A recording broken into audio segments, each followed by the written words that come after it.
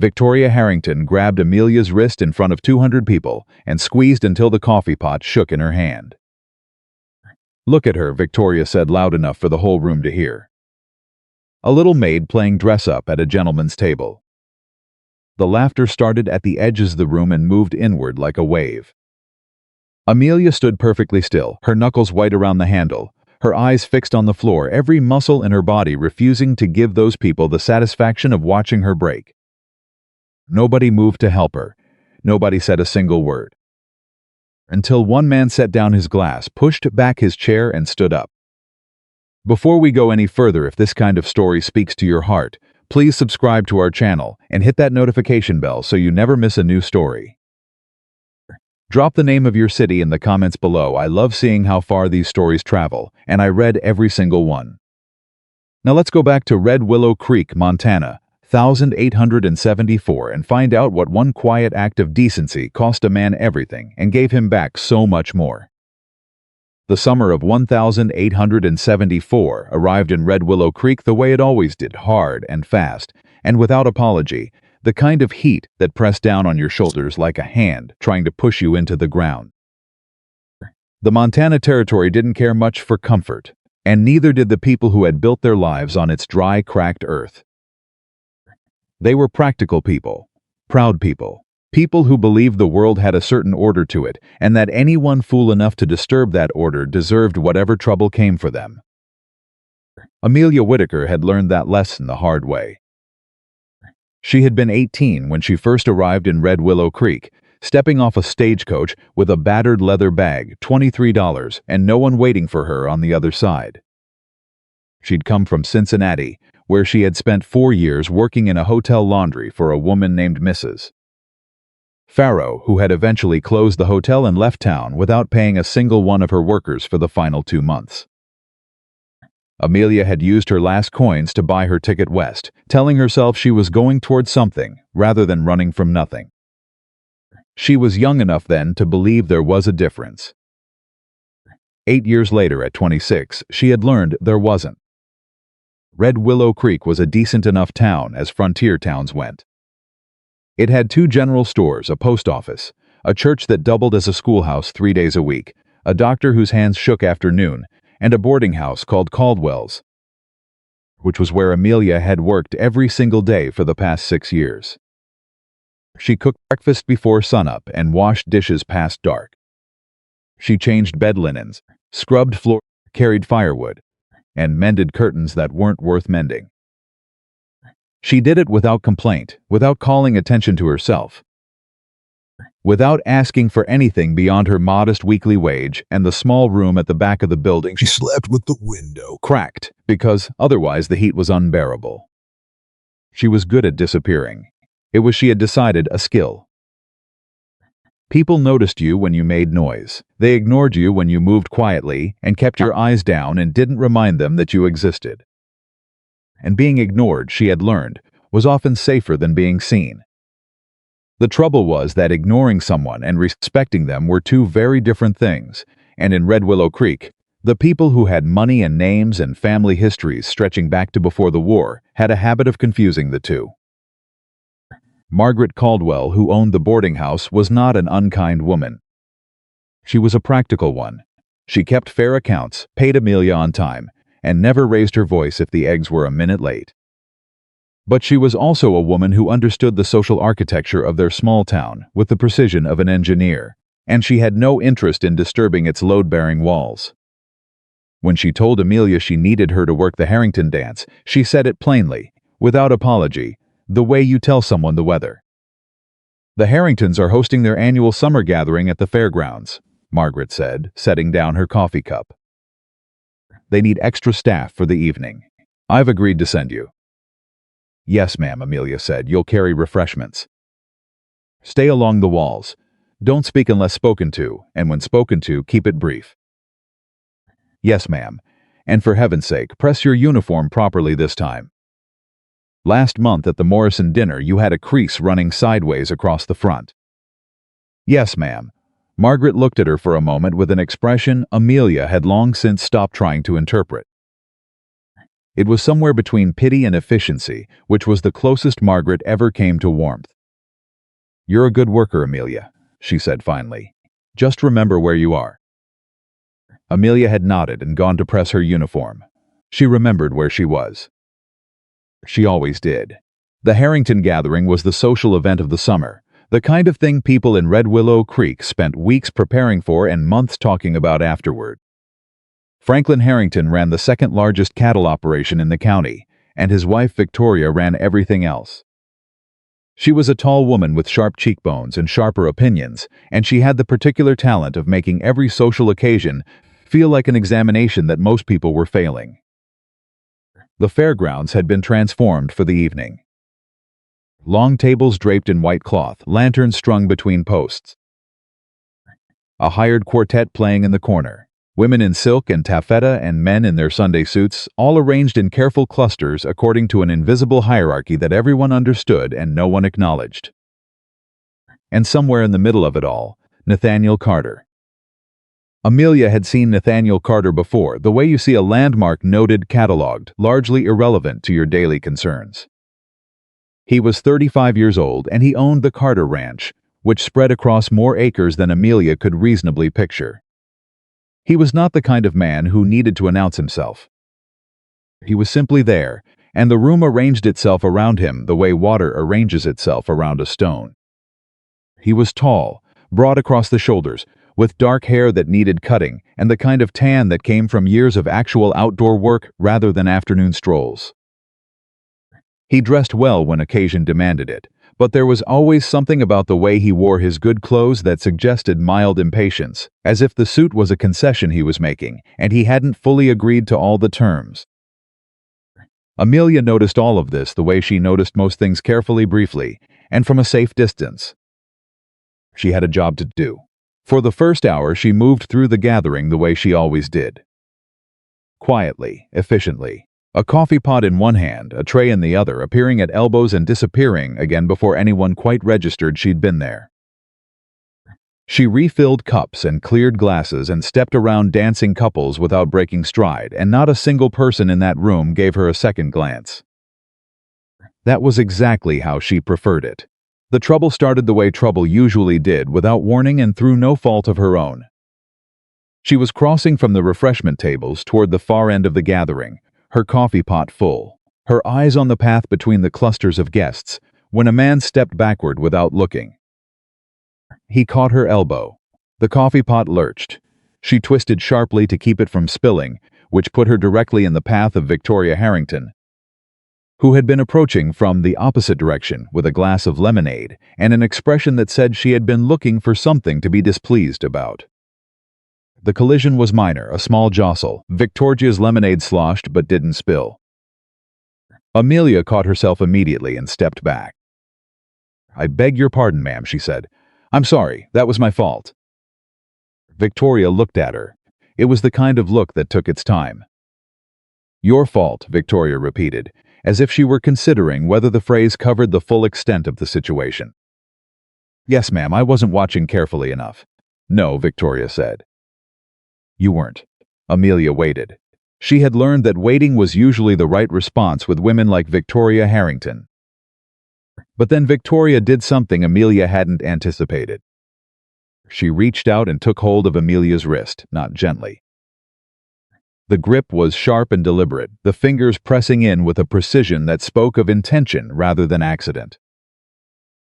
"I saw you," Victoria said, and her voice had shifted into something quieter and more dangerous. "Standing by the east table for the better part of 10 minutes. Watching." Amelia blinked. "Ma'am, don't play ignorant with me." Victoria's grip tightened. "I know exactly what you were doing. Women like you always find a way to make yourselves noticed at events like this." The room hadn't stopped. The music was still playing. The conversations around them were still going. But something had changed in the air, the way the air changes just before a storm, and Amelia became aware with horrible clarity that several people nearby had fallen quiet and turned to look. "I was doing my job, ma'am," Amelia said carefully. "I was assigned to carry refreshments. You were assigned to stay out of the way," Victoria said, loud enough now that there was no question anyone within 10 feet could hear every word. You were assigned to be invisible, which is what you are. Which is what you should remember you are, instead of finding excuses to put yourself in front of men who are entirely out of your reach. The laughter started then. Not roaring laughter, polite laughter. The kind that floated up from a few throats nearby and drifted through the crowd, and somewhere in her chest Amelia felt the familiar cold weight of it settle in. She had felt that weight before. She had been feeling it in various forms for most of her adult life. She knew exactly how to carry it. You stood still. You kept your face neutral. You waited for it to be over. And when it was over, you went back to work. She was preparing to do exactly that when she heard the sound of a chair being pushed back.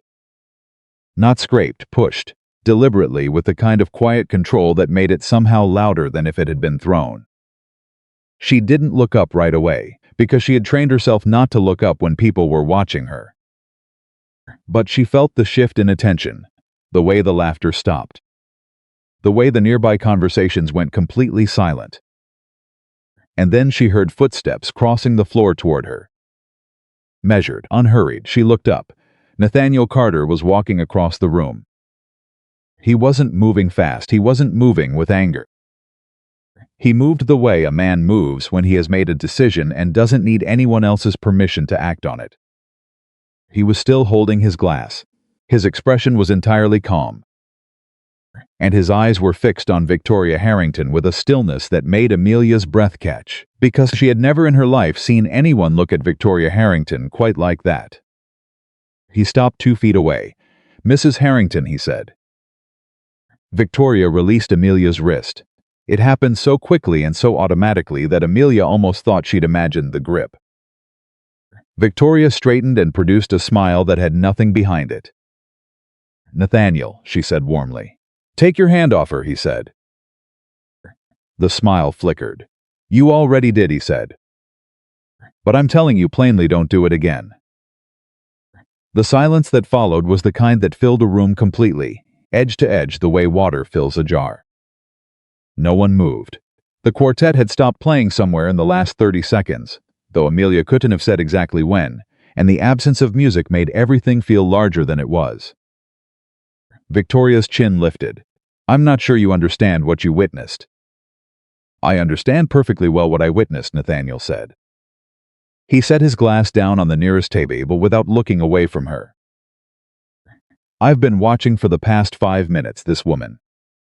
Did her job," he said, and got grabbed by the wrist for it.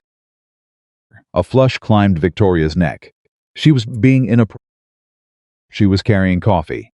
He said it simply, like a man stating the weather. That's what she was hired to do. And she did it well until you stopped her.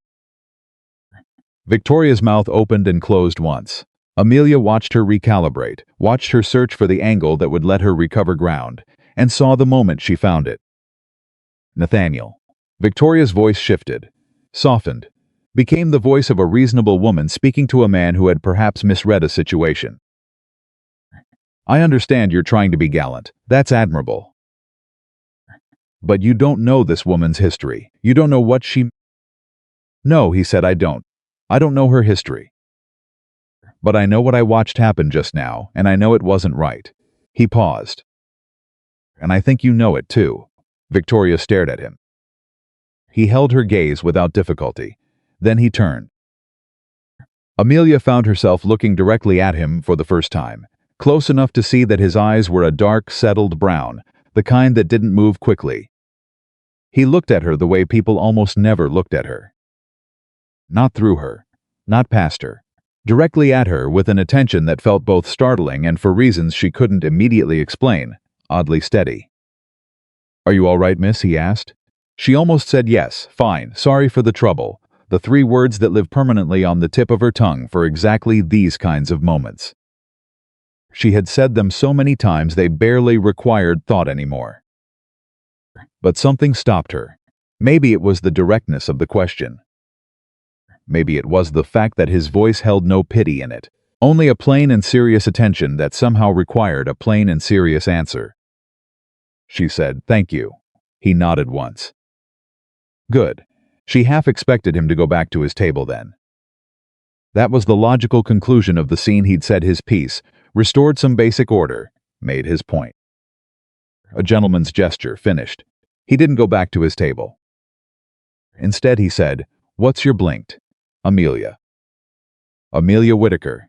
Nathaniel Carter." He said it without ceremony, the way you'd say it if you were two people meeting by a fence post, not two people standing in the middle of a crowded social event with 200 witnesses.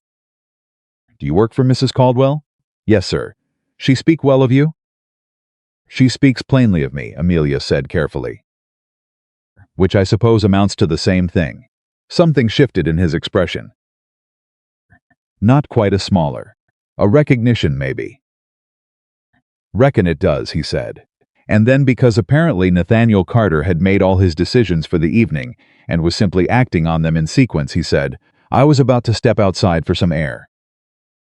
There's a stretch of porch on the west side of the building that's generally quieter than this.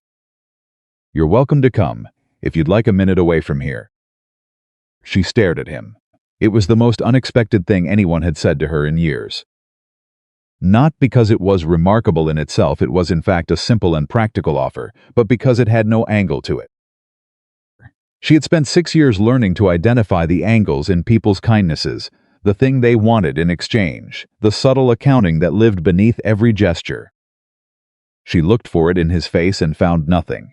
He was simply offering her a moment of quiet, the way you'd offer someone a chair. "I should finish my rounds," she said. "Your coffee pot's empty," he said, glancing at it.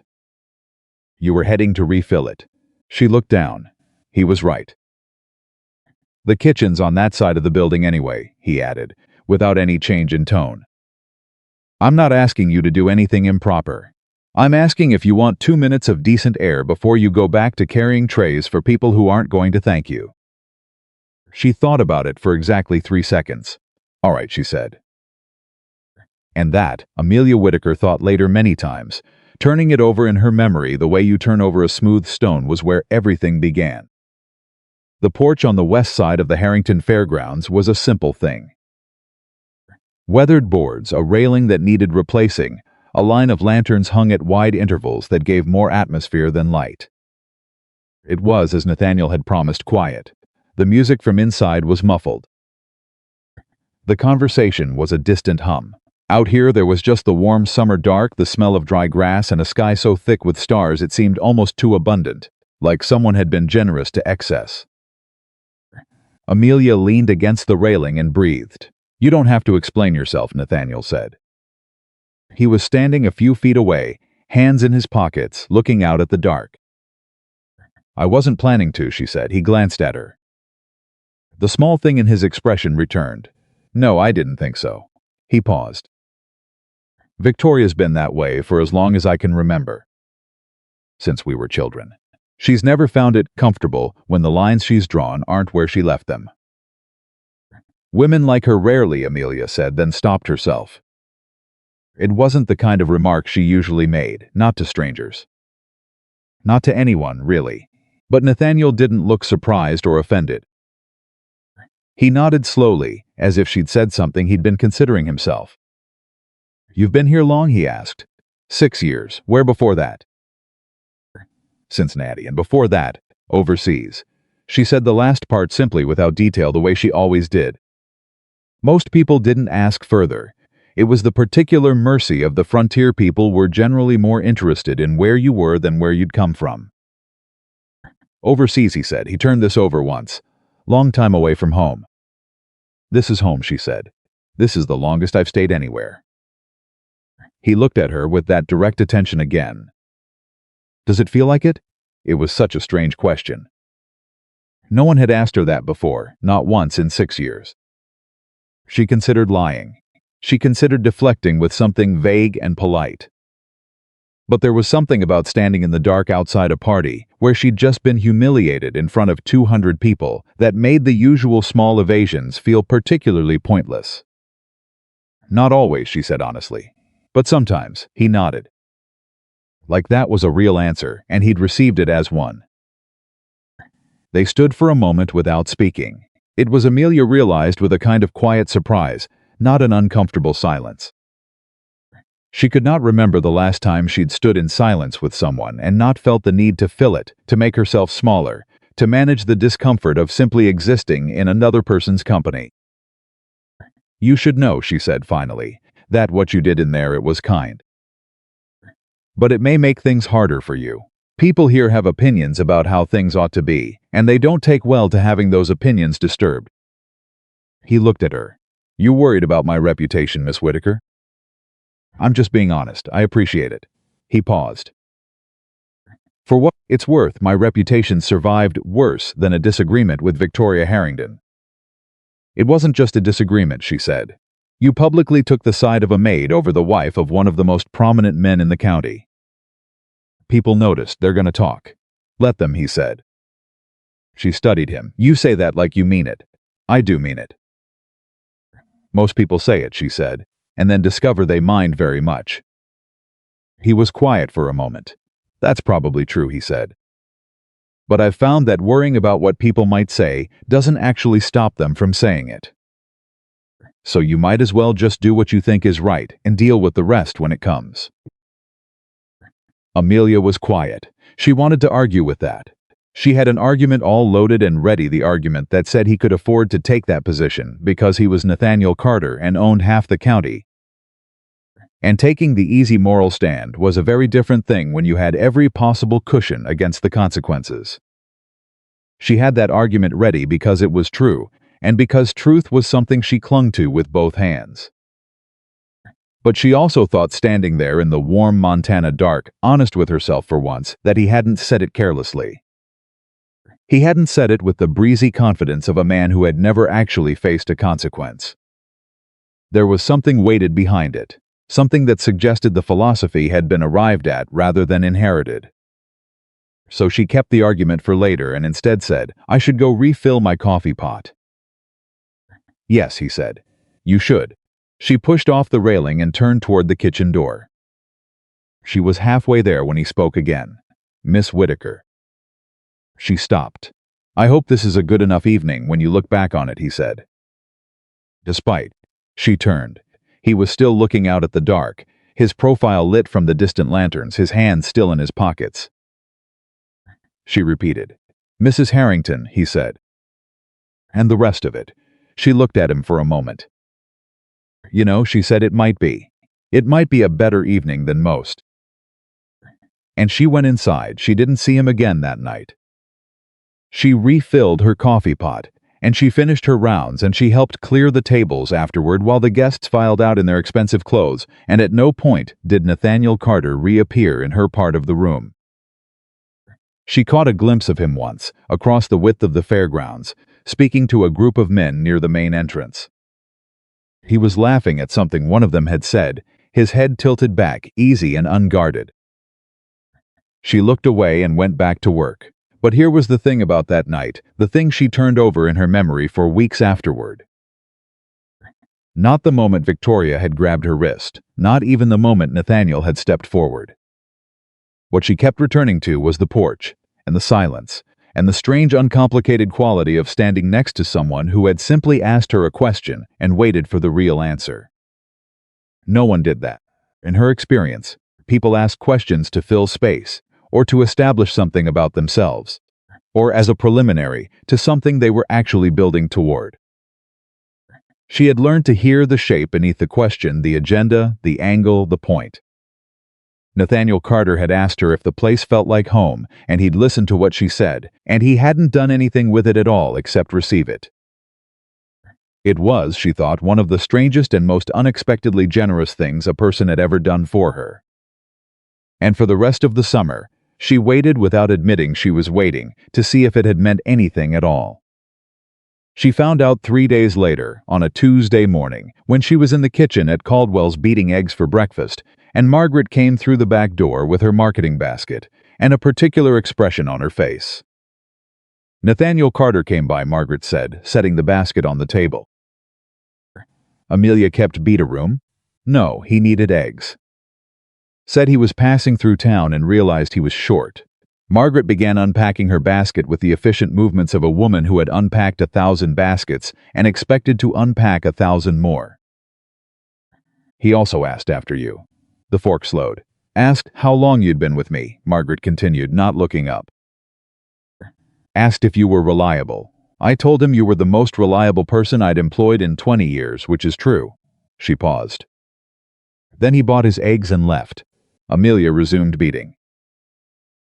Did he say anything else, she asked, with a carefulness she hoped sounded like simple curiosity.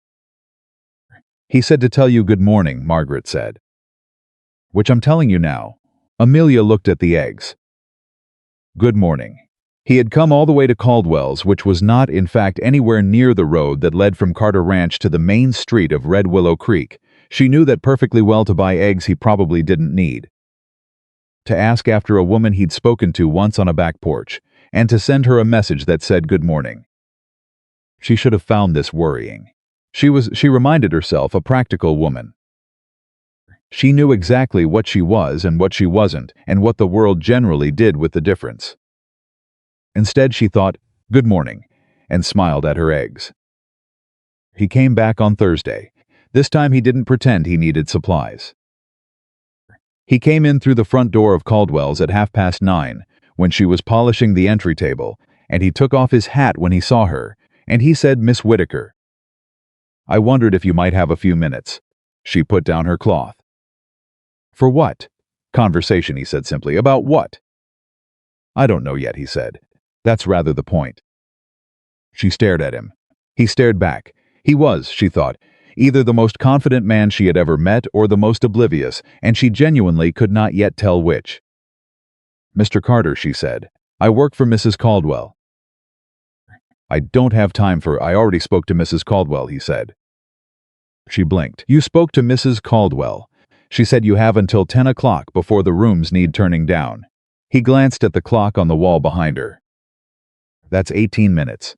She opened her mouth, closed it. You spoke to Mrs. Caldwell before you asked me, she said. He had the grace to look slightly abashed, which was the first time she had seen him look anything other than entirely composed.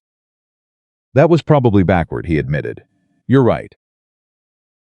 I should have asked you first. Yes, she said. You should have. I apologize. She looked at him for a long moment.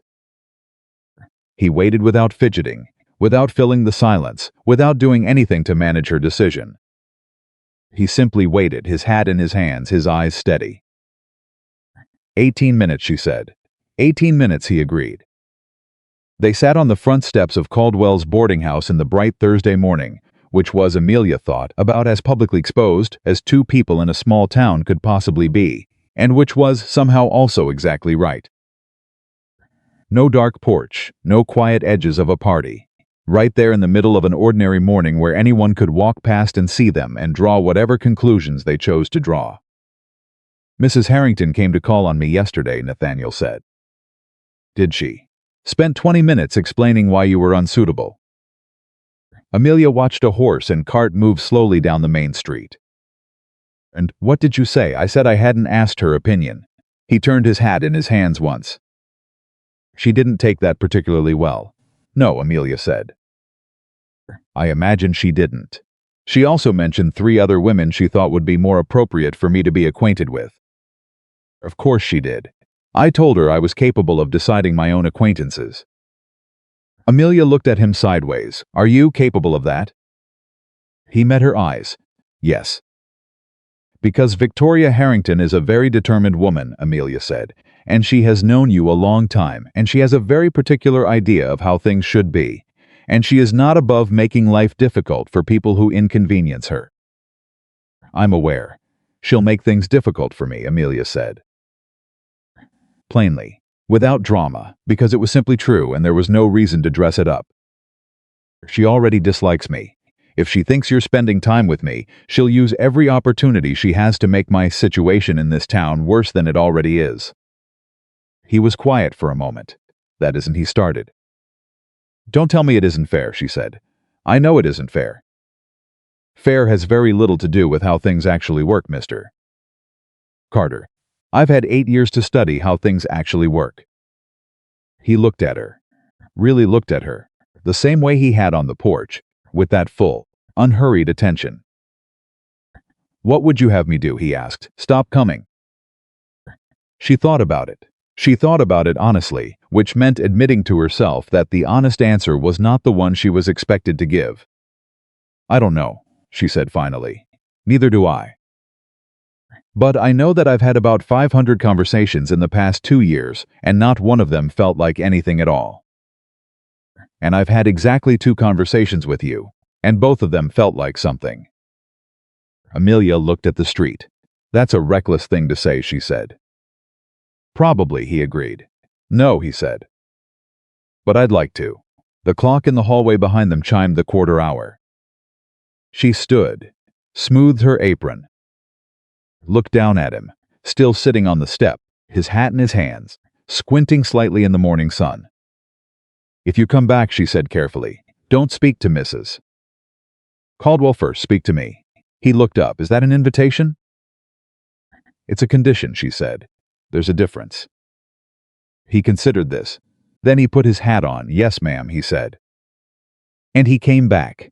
He came back the following Tuesday and the Tuesday after that, and eventually the Tuesday stopped being the point. And he came whenever he had reason to be in town, which turned out to be more often than a man with a ranch to run had any real business being. He always stopped at Caldwell's. He always asked for her first. And if she had time, they sat on those front steps, or walked the 2 blocks to the edge of town where the land opened up toward the mountains, and they talked. They talked about everything, about the drought that had hit 2 years back and how it had changed the grazing patterns on his north pasture. About the books she had read. She had a small collection, kept under her bed, the kind of books she'd bought second-hand from a traveling seller who came through twice a year. About the way she had taught herself to read financial records from a ledger she'd found in a hotel storeroom in Cincinnati, working through it line by line in her spare hours until it made sense. About his father, Walter Carter, who had built the ranch from nothing, and who had opinions about everything, including Nathaniel's recent decisions, which he expressed regularly and at volume. She asked him questions no one else seemed to ask.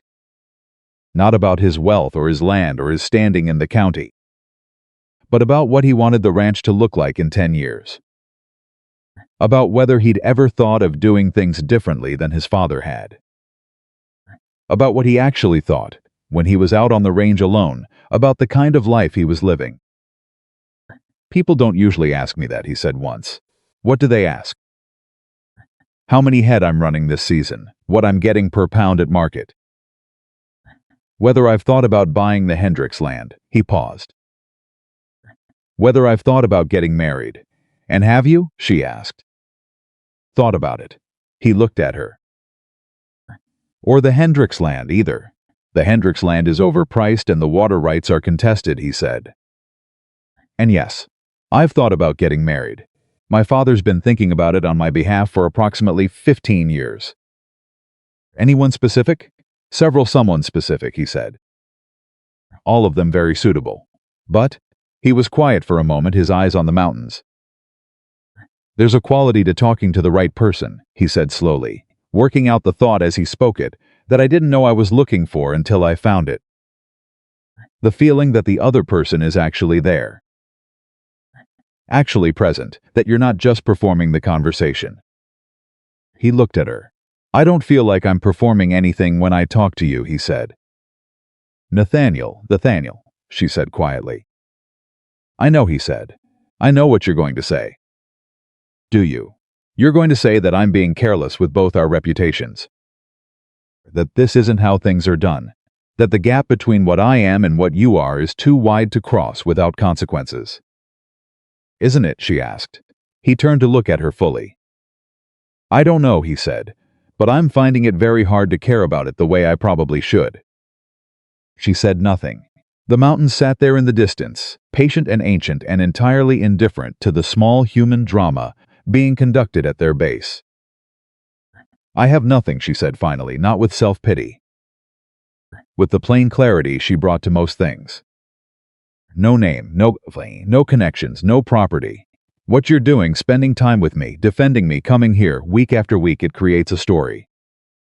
People in this town are already telling it. And the story they're telling is not kind to either of us, but it is especially unkind to me, because they will say I am chasing something I have no right to, and they will say it loudly, and they will find ways to make sure I feel it. I know, he said, and that doesn't concern you. It concerns me enormously, he said, but not the way it should. It concerns me because it could hurt you, not because it hurts me. She looked at him. That's either very noble or very naive, she said. Could be both, he said. And despite herself, despite every sensible, practical, self-preserving instinct she had developed over 26 years of learning exactly how the world worked, Amelia Whitaker laughed. It surprised at them both. She couldn't remember the last time she'd laughed like that, sudden and real and unmanaged. She brought her hand up quickly to cover it, the old reflex, but it was too late and he was already looking at her with something in his face she didn't have a word for, something that was warm and startled and entirely serious all at once. You should do that more often, he said quietly. She took her hand down. You should say funnier things, she said. He smiled. A real one, the kind that changed his whole face. I'll work on it, he said. The summer deepened. The gossip, as Amelia had predicted, deepened with it. She heard it in fragments, the way you always hear gossip when you're its subject, a conversation that stops when you enter the room, a look exchanged across a table. A remark delivered just loud enough to reach you from the next table at the general store. She heard that she was scheming. She heard that she had bewitched him somehow, which struck her as both insulting and vaguely flattering. She heard that he would come to his senses soon. She heard that someone should speak to him, to remind him of his obligations, his family name, the order of things. She kept her head down, she did her work. She was polite to everyone, even the ones who were not polite to her. And on Tuesday mornings, she sat on the steps of Caldwell's boarding house and waited to hear the sound of a horse coming down the road. And she thought about what Nathaniel had said. I don't feel like I'm performing anything when I talk to you. She turned those words over, like the smooth stone she'd found by the creek months ago, the one she kept in her apron pocket without quite knowing why. Cool in the summer heat, solid. Real. She was not, she told herself, going to do something foolish. She was not going to hope for things that had no business being hoped for by a woman in her position. She was going to remain practical, sensible. She was going to keep her eyes open and her feet on the ground. But she was also, she admitted to herself on a quiet Thursday evening, sitting in her small room with the window cracked and the Montana sky going dark above the mountains, no longer entirely certain what the ground looked like from where she was standing. And she thought that maybe, just maybe, that was all right. That maybe standing somewhere unfamiliar didn't have to mean standing somewhere wrong. And in the boarding house kitchen on the edge of Red Willow Creek, while the stars came out one by one above the Montana territory, and the summer heat finally began to ease, Amelia Whitaker set down her book, looked at the ceiling, and let herself feel, just for a moment, like someone worth seeing. The rumors started the way most things started in Red Willow Creek, quietly, and then all at once. By the second week of August, there wasn't a person in town who didn't know that Nathaniel Carter had taken to stopping at Caldwell's boarding house 2, and sometimes 3 times a week. By the third week, the stops had become the subject of active discussion at the general store, at the church steps after Sunday service, and at the weekly gathering of the Ladies' Improvement Society, which met in Victoria Harrington's parlor and had not improved much of anything in living memory. Amelia heard it all. She heard it the way she had always heard things that were said about her, not directly, never directly, but in the half-second pauses that happened when she walked into a room, in the conversations that shifted register the moment she came close enough to be within earshot. She had developed, over years of practice, a very precise ear for the sound of her own name being set down just before she arrived. She said nothing. She did her work. She was civil to everyone. But inside, in the part of herself she kept carefully managed and private, she was preparing for the thing she knew was coming. Because in Amelia's experience, whenever something good started happening to her, the world had a way of noticing and deciding to correct it. She didn't have to wait long. It was a Friday morning, the kind of bright, clear Montana morning that had no business being as beautiful as it was, when Victoria Harrington came through the front door of Caldwell's boarding house as if she owned the deed. Amelia was at the entry table, sorting the week's laundry into stacks. She looked up. Victoria looked at her with the expression of a woman who had decided something before she arrived. "I need to speak with Mrs. Caldwell," Victoria said. "She's in the kitchen, ma'am." "I'll find her myself." Victoria was already moving past her. Then she stopped, turned, looked at Amelia with a deliberateness that was its own kind of message. "Actually, this concerns you." Amelia set down the laundry. Margaret Caldwell received Victoria in the kitchen with a cup of coffee and the polite, careful attention of a woman who understood exactly which social forces were currently operating in her kitchen. She poured, she listened, she did not look at Amelia. Victoria sat at the kitchen table as if it were her own and said, without preamble, "I'm going to be direct." "I'd appreciate that," Margaret said. "Nathaniel Carter is a good man from a good family," Victoria said. "He has responsibilities to this community and to his family name. What he does with his time is his own business. But what goes on in this establishment," she paused here, letting the pause do considerable work, "reflects on the people of this town. On all of us." Margaret's hands were still on her coffee cup. "What exactly are you suggesting is going on in my establishment, Victoria?" A very slight color rose in Victoria's cheeks. "I'm not suggesting anything improper. I'm saying that when a man of Nathaniel's position spends his morning sitting on the front steps of a boarding house, talking to another pause, this one more pointed, a hired girl, people notice. And people talk. And that talk reflects on everyone involved, including you, Margaret." Margaret was quiet for a moment.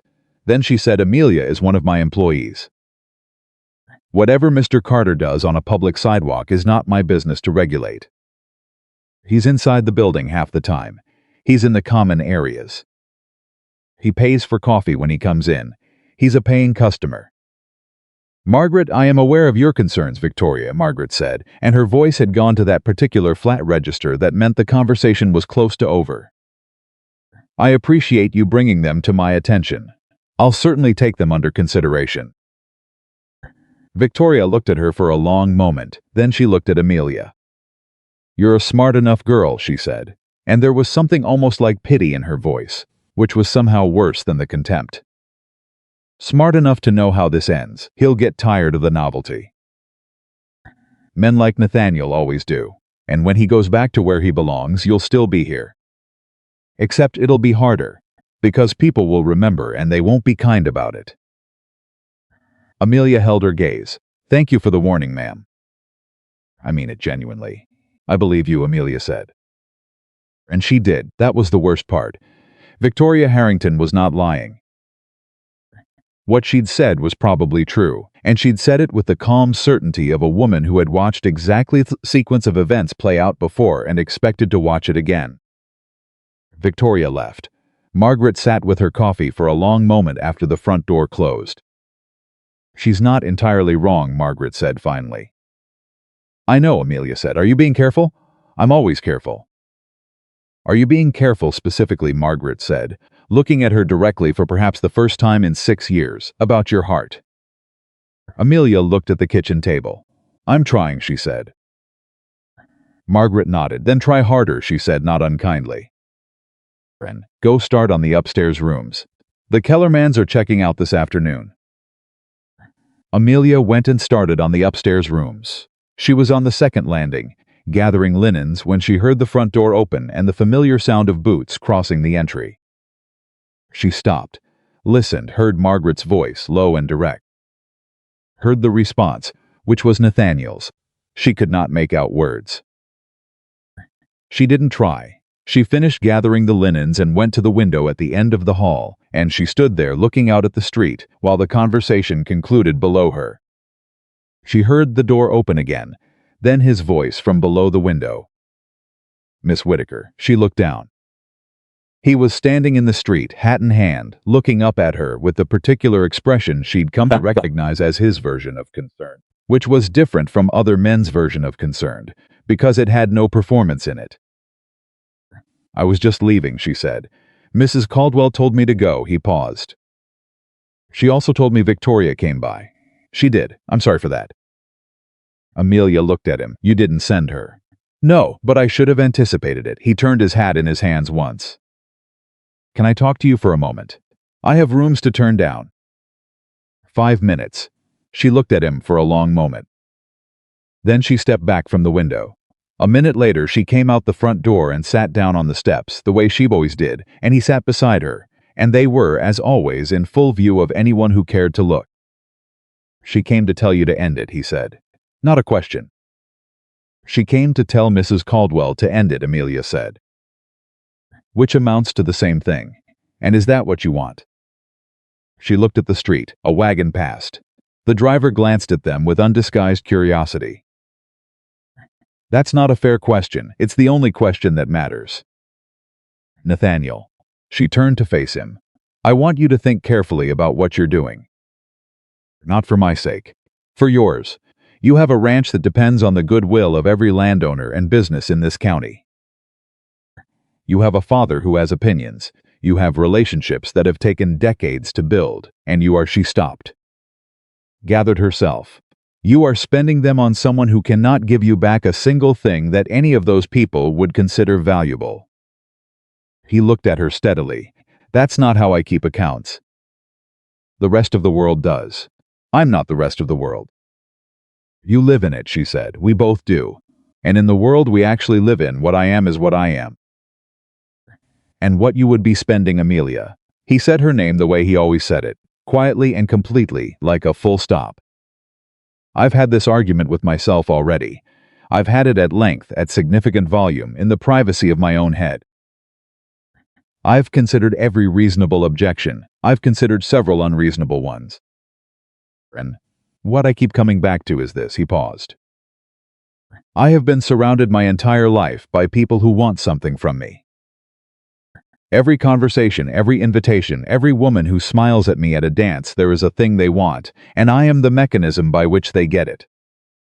I have been a mechanism for so long I had started to forget I was a person. She was quiet. You talk to me like I'm a person, he said. You argue with me. You tell me when you think I'm wrong. You ask me what I actually wanted from my life, and when I answered, you listened like the answer mattered. He stopped. Do you have any idea how rare that is? She looked at her hands. That's not enough, she said softly. What you're describing is enough to value a friendship. It's not enough to... To what? He said. To do what you're doing, she said carefully. To keep coming here. To step in front of Victoria Harrington in front of 200 people. She shook her head. People are going to say that I am using you. They're going to say I engineered this somehow. And the terrible thing is that even if neither of us believes that, the story they tell is going to follow me for the rest of my time in this town. Long after whatever this is has run its course. What if it doesn't run its course, he said. The words landed between them like a stone in still water. She made herself breathe. That's a very large thing to say, she said finally. I know. You've known me for 2 months. 8 weeks and 4 days, he said. She stared at him. You counted. I did, he said, entirely without embarrassment. I counted because every one of them has been the best part of whatever week it was in. And I thought you should know that, regardless of what you decide. She looked at him for a long time. The morning was doing its full autumn brightness around them, the light clean and sharp. I'm going to tell you something, she said finally. And I need you to hear it plainly and not turn it into something it isn't.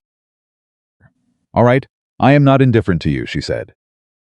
The words came out carefully, each one placed with precision.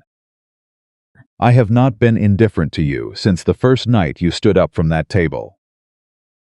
But I am also not a woman who can afford to act on feelings without considering the cost.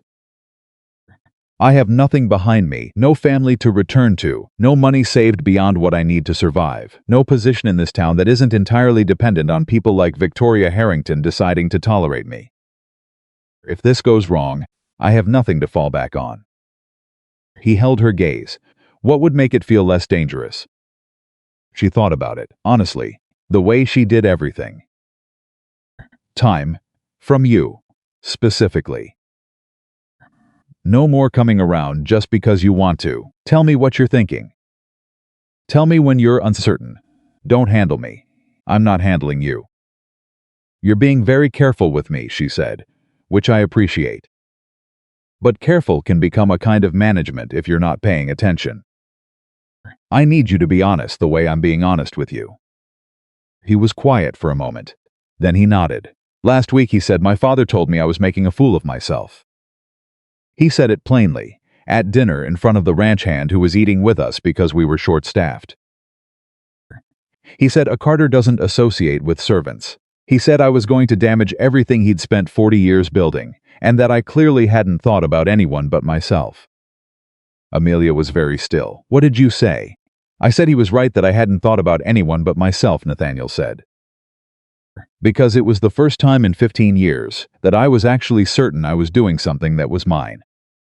Not for the ranch, not for the family name, not for the county or the community or anyone's expectations. He paused. Mine. She felt something shift in her chest.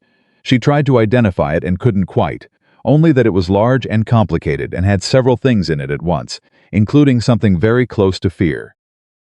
And your father, she said carefully, did he let it rest? No, Nathaniel said. He's never let anything rest in his life. He'll keep at it. He looked at her. But he's not wrong that it'll get harder. He's never wrong about things getting harder. He's wrong about whether harder means worse. She absorbed this. He must be a difficult man to live with, she said. He's the best man I know, Nathaniel said, and said it without contradiction or qualifier, just plainly the way he said most things.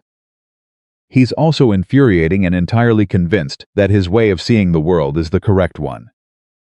But he built everything he has from nothing, and he did it by being honest about exactly what things cost. I disagree with him, but I can't dismiss him. Something shifted in her. He built from nothing. He came west with $40 and a mule and a general heading, Nathaniel said. The mule died first season. Despite herself, she said, what did he do?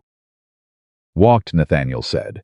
Worked every ranch between here and the Wyoming border until he had enough to buy a small parcel on the north end of the valley. Slept under a wagon for 2 years, he paused. He's never forgiven the world for how hard that was. But he's also never forgotten what it taught him. Amelia was quiet. She was thinking about something. She could feel it taking shape at the edge of her mind, some connection or recognition not fully formed yet. He came from nothing, she said, and now he's arguing that you shouldn't associate with someone who has nothing. Yes, he said, he is. Has he ever thought about that? I don't know, Nathaniel said. I don't think he has. You should tell him, she said. Tell him what exactly? That the woman he's objecting to is the same kind of person he used to be. She said it evenly, not with anger, just with the precision she brought to ledgers and to difficult truths. That he started with nothing and built something, and that he of all people should understand what a person can be regardless of what they currently have. That if his entire argument against me is my current circumstances, it is also an argument against his younger self. Nathaniel stared at her. She became aware she might have gone too far. I apologize. That's not my— No, he said, don't apologize. He was still looking at her with that expression she had no word for. I want you to understand something. I have been having arguments with my father about this for 3 weeks, and not once did I think of that. It's easier to see from the outside, Amelia. He said her name and stopped. Started again. If I told you that you would be welcome to come to the ranch not as a guest exactly, but as someone who might look at the books, help reorganize the supply records, would that be inappropriate? She blinked. Your books. They're a mess, he said, and for the first time she heard something like embarrassment in his voice. My father kept them one way for 40 years, and I've been keeping them a different way for 5, and they've never quite aligned, and we lose track of things we shouldn't lose track of. I've had 2 different bookkeepers tell me they couldn't make sense of it. He paused.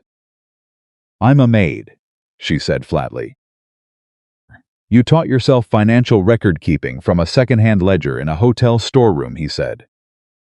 Don't undersell yourself. She opened her mouth, closed it. I told you that in confidence. I'm using it responsibly. She stared at him. He waited. This is a transparent attempt, she said. To give me a reason to come to the ranch that isn't purely social, so that there's something respectable for people to point to when they talk about it. Yes, he said. Practical, he said. I thought you appreciated practical.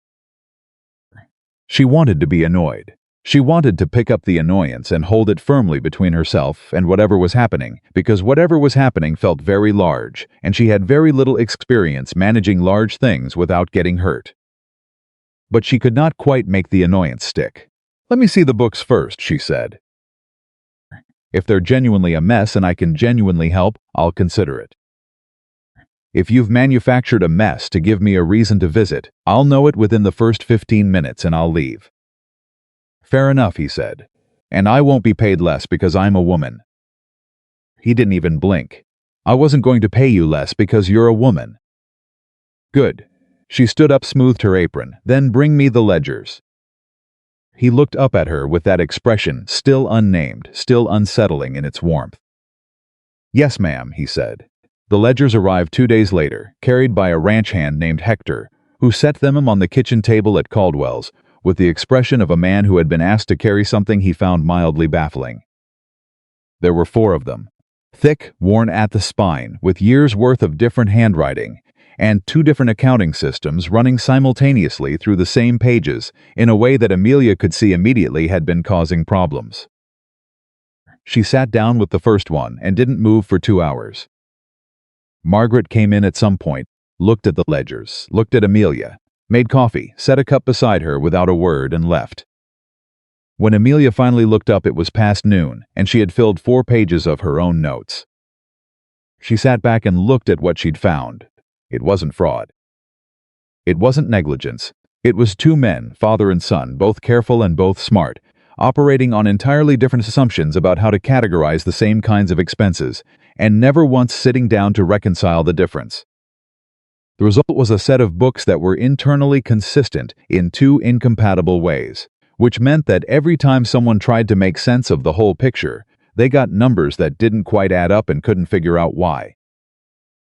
She thought about Walter Carter, who had built a ranch from $40 and a dead mule, and Nathaniel, who had inherited it and tried to improve it and ended up in a quiet, decades-long argument with his father's record-keeping. She thought about how much money they had probably lost track of without ever knowing it. She thought about how they had probably each blamed the other, in private, without ever saying so directly. She understood that dynamic. She had grown up around the kind of quiet, ongoing disagreement that never gets named and therefore never gets resolved. She knew exactly what it looked like and exactly how to find it in a set of numbers. She wrote up her analysis, clear, methodical, without condescension. Then she closed the ledgers and looked at the ceiling for a moment. She was in trouble. She was in trouble not because of the ledgers, and not because of Nathaniel's transparent excuse to bring her to the ranch, and not because of Victoria Harrington's warnings, as accurate as they might be. She was in trouble because she had looked at those 2 sets of numbers, and the first thing she had felt was the pull toward fixing them, real pull, genuine interest, the particular engagement of a mind that had found a problem it was built for. And the second thing she had felt was that she wanted to show him what she'd found. Not because she wanted him to be impressed, but because she wanted to see his face when he understood it. She wanted to see the moment it made sense to him. She wanted to be the person in the room when that happened. She realized with a sinking clarity, already much further in than she had told herself she was. That Saturday, she went to the Carter Ranch for the first time. Hector drove her out in the supply wagon. The ranch was everything she had expected, large and functional, and not without its own kind of austere beauty. The kind of place that had been built by people who prioritized use over ornament, and had ended up with something that was, through sheer honest purpose, remarkable. Nathaniel met her at the door of the main house. He looked for the first time since she had known him, slightly nervous. "You found something," he said, reading her face before she'd opened her mouth. "Several things," she said. "None of them catastrophic. All of them fixable. Is your father here?" He hesitated.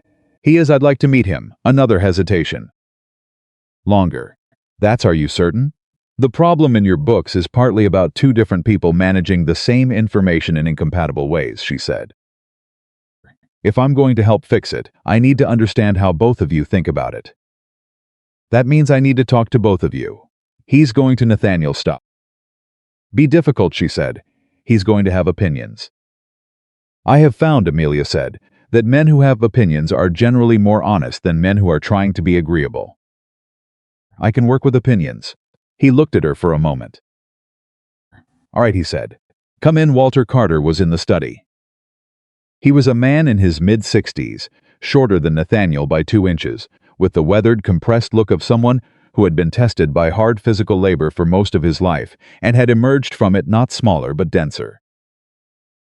He had Nathaniel's coloring and Nathaniel's steadiness of gaze, but none of Nathaniel's patience, which was apparent within the first 15 seconds of meeting him. He looked at Amelia the way he would have looked at a number that didn't balance. Miss Whitaker. Mr. Carter, she said. Thank you for agreeing to meet with me. I didn't agree to anything, he said. My son told me you were coming. I chose not to leave. That's a form of agreement, she said. He blinked. I've been looking at your books, she said, setting her notes on the desk in front of him. I think I know why they've never reconciled. Would you like to hear it? He looked at the notes. He looked at her. You're not what I expected, he said. I'm rarely what people expect, she said. May I sit down? He waved at the chair across from him. She sat. She opened her notes and began to explain what she'd found, clearly and without softening it, and she watched the old man's expression move through skepticism, and then attention, and then slowly, something close to reluctant recognition. When she finished, the room was quiet.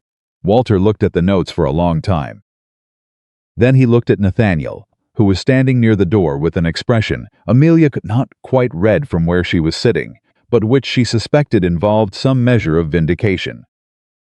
She's right, Walter said, to Nathaniel. This is the problem. I've been telling you for 2 years that your numbers were wrong. Your numbers were also wrong, Nathaniel said evenly. My numbers were internally consistent. So were mine. They just weren't consistent with yours. Walter made a sound that was not quite agreement and not quite dismissal, and was, she thought, as close as he was going to get in this room on this day. Then he looked at her again. How did you learn accounting, he asked. Myself, she said. From a ledger I found in a hotel storeroom. He studied her. From a hotel storeroom, yes, sir. Which Faro, in Cincinnati. It closed in 1871. He was quiet. Then, to her complete astonishment, he said, I know that hotel. I stayed there once in 1862 good beds. They were, she said, before she thought about it. I washed the linens.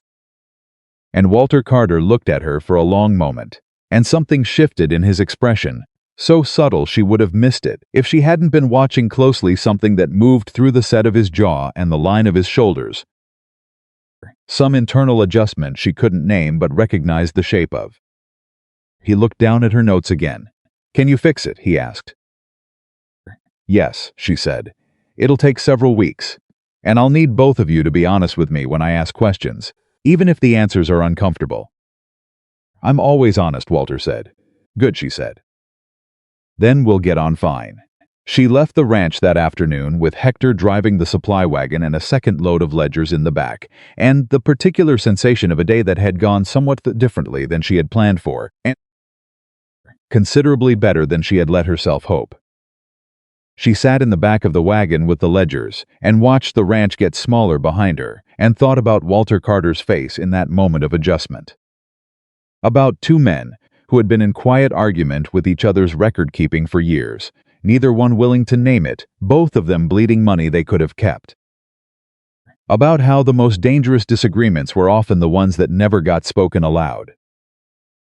She thought about Nathaniel standing near the door of his father's study, not interfering, not managing, not explaining her, or smoothing the way, just standing there and letting her be exactly what she was. She thought about what that meant. She thought about what she was letting it mean. The wagon hit a rut. She caught the side rail. The Montana sky above her was turning the particular shade of blue-gray that happened in the hour before evening, the blue of things about to change. She held on and looked up at it, and she thought, all right then. Just those 3 words. Small and private and entirely her own. All right then. And she did not let herself say anything more than that, because she was still a practical woman, and practical women did not get ahead of themselves. But she let those 3 words sit there, real and warm in her chest, as the wagon rolled her back toward Red Willow Creek and whatever was coming next. The ledgers took 4 weeks. 4 weeks of Amelia riding out to the Carter Ranch every Tuesday and Friday on the supply wagon, sitting at the desk in Walter Carter's study, and methodically rebuilding 6 years of accounts from the ground up. She worked in the mornings and left before supper, and every time she arrived, Walter was already in the study waiting, which was the closest he ever came to admitting he was interested. He was, as he had promised, always honest. He was also frequently difficult, occasionally argumentative, and absolutely precise in everything he remembered about every transaction the ranch had ever made going back to 1858. She found him, under the difficulty, to be one of the sharpest financial minds she had ever encountered, which, given that she'd encountered it primarily through hotels and boarding houses, was perhaps not the widest field of comparison, but she meant it genuinely. He had built what he had built, not through luck but through a quality of attention that most people never developed. She told him so one Friday morning, without softening it, the way she told him everything. He looked at her over the ledger. "You're complimenting me." "I'm stating an observation," she said. "You can take it as you like." He was quiet for a moment. "My son tells me you taught yourself all of this." "Your son talks too much." "He does," Walter said, with the particular dry tone of a man who had been saying exactly that for 35 years. "He always has." He turned a page. His mother was the same way. Couldn't let a thought go unspoken. It was the first time he had mentioned Nathaniel's mother. Amelia kept her eyes on the ledger and let the space stay open if he wanted to fill it. "He did. She died when he was 12, Walter said. "Fever. Fast." He said it the way he said most things, not without feeling, but with the feeling pressed flat by years of practical necessity. He was talking through his grief before she was in the ground. "Couldn't stop. I didn't know what to do with that then." And now he looked at her. "Now I think he learned it from her. The talking. And I think it's probably kept him sane in ways my kind of quiet wouldn't have." She looked at the old man across the desk, at the compressed, dense, complicated person he was, and at the particular love for his son that lived inside his disapproval of her, and she thought with a quiet, private ache that she understood him better than he would probably want her to. "Mr. Carter," she said, "I know you don't approve of me." "I never said that." "You haven't had to," she said. "But I want you to know that I'm not asking for your approval. I'm asking, when the time comes, for your honesty. The same honesty you've given me over these books. That's all." Walter looked at her for a long moment. "You're not what I expected," he said. It was the second time he had said it, but this time it landed differently. "Like an admission." "You said that before," she said. "It bears repeating," he said, and went back to the ledger. She finished the accounts on a Tuesday in late September. She laid out the final reconciled figures on Walter's desk in a clean summary, both systems resolved into a single clear picture, and she walked the two of them through it, Walter at his desk, Nathaniel leaning against the wall because he never sat when there was somewhere to lean, and showed them exactly where the money had been disappearing between the gaps of their two incompatible systems. When she finished, the room was quiet. Walter put on his reading spectacles and looked at the summary for a very long time. $340, he said finally.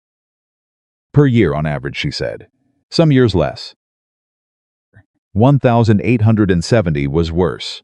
"I know what 1,870 was," Walter said. He took the spectacles off. He looked at Nathaniel. "Your mother would have found this in a week." "Probably," Nathaniel said. Walter looked at the summary again. Then he looked at Amelia. "What do you want for this?" he asked. She blinked. "I beg your pardon?" he said. "You've spent 4 weeks on this." "What do you want?" "You don't owe me. I owe you 8 weeks of work at minimum," he said flatly. "I won't take charity from a woman who has less than I do, Miss Whitaker."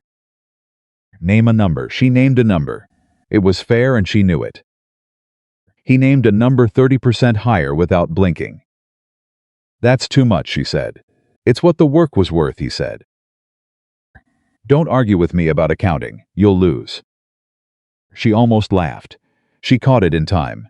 But she saw Nathaniel over his father's shoulder, not catching it at all. He grinned, quick and warm, the expression gone in a second, but absolutely real while it was there. She accepted Walter's number.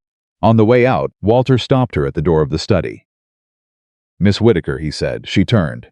He was looking at the floor in the particular way of a man whose next sentence was costing him something. He's a good man, Walter said. My son. He's difficult and he talks too much and he's been arguing with me since he was 4 years old. But he's a good man. He paused. I'm telling you because I think you know how to listen to things that are actually being said. She held his quietly. He is. Walter nodded once, said nothing further, and walked back to his desk.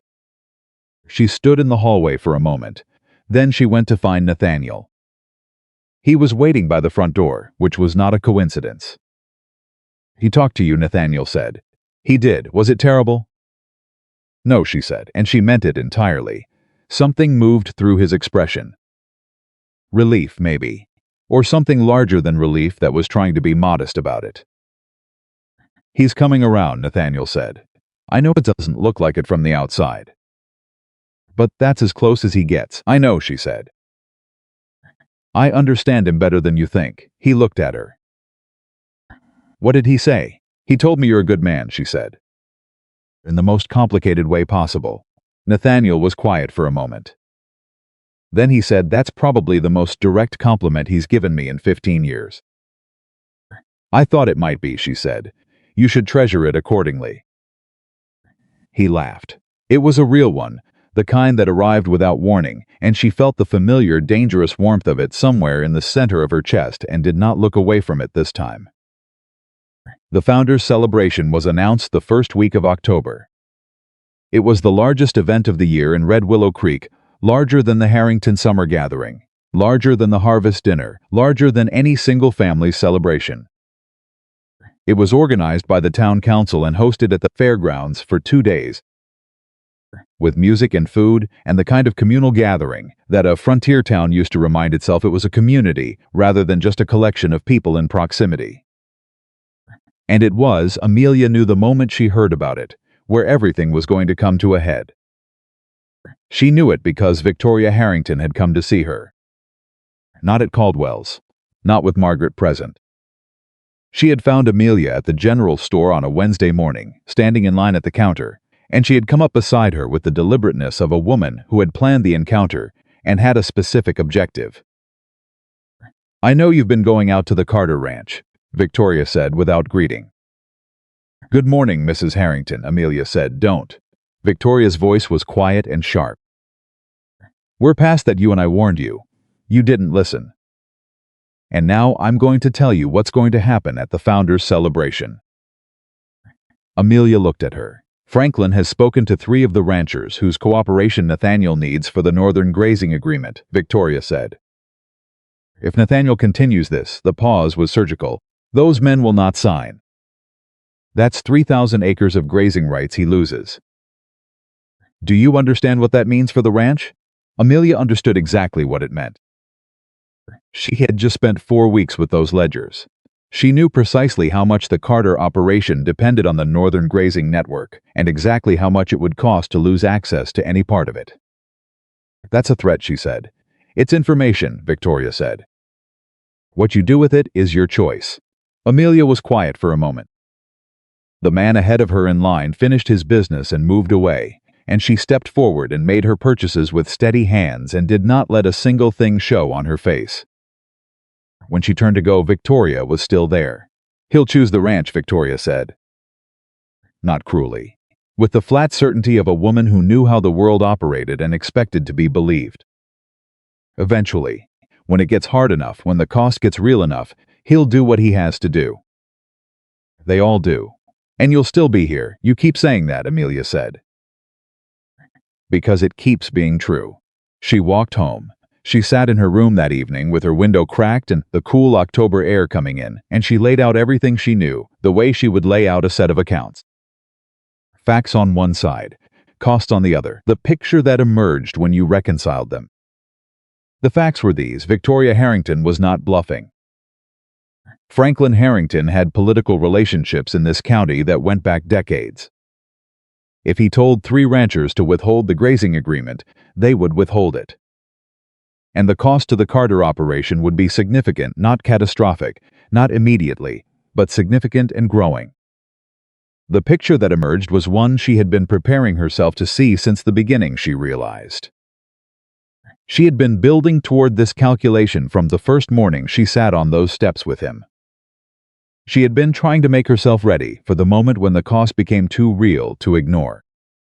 The trouble was, she thought, staring at the ceiling, that she had not accounted for one variable.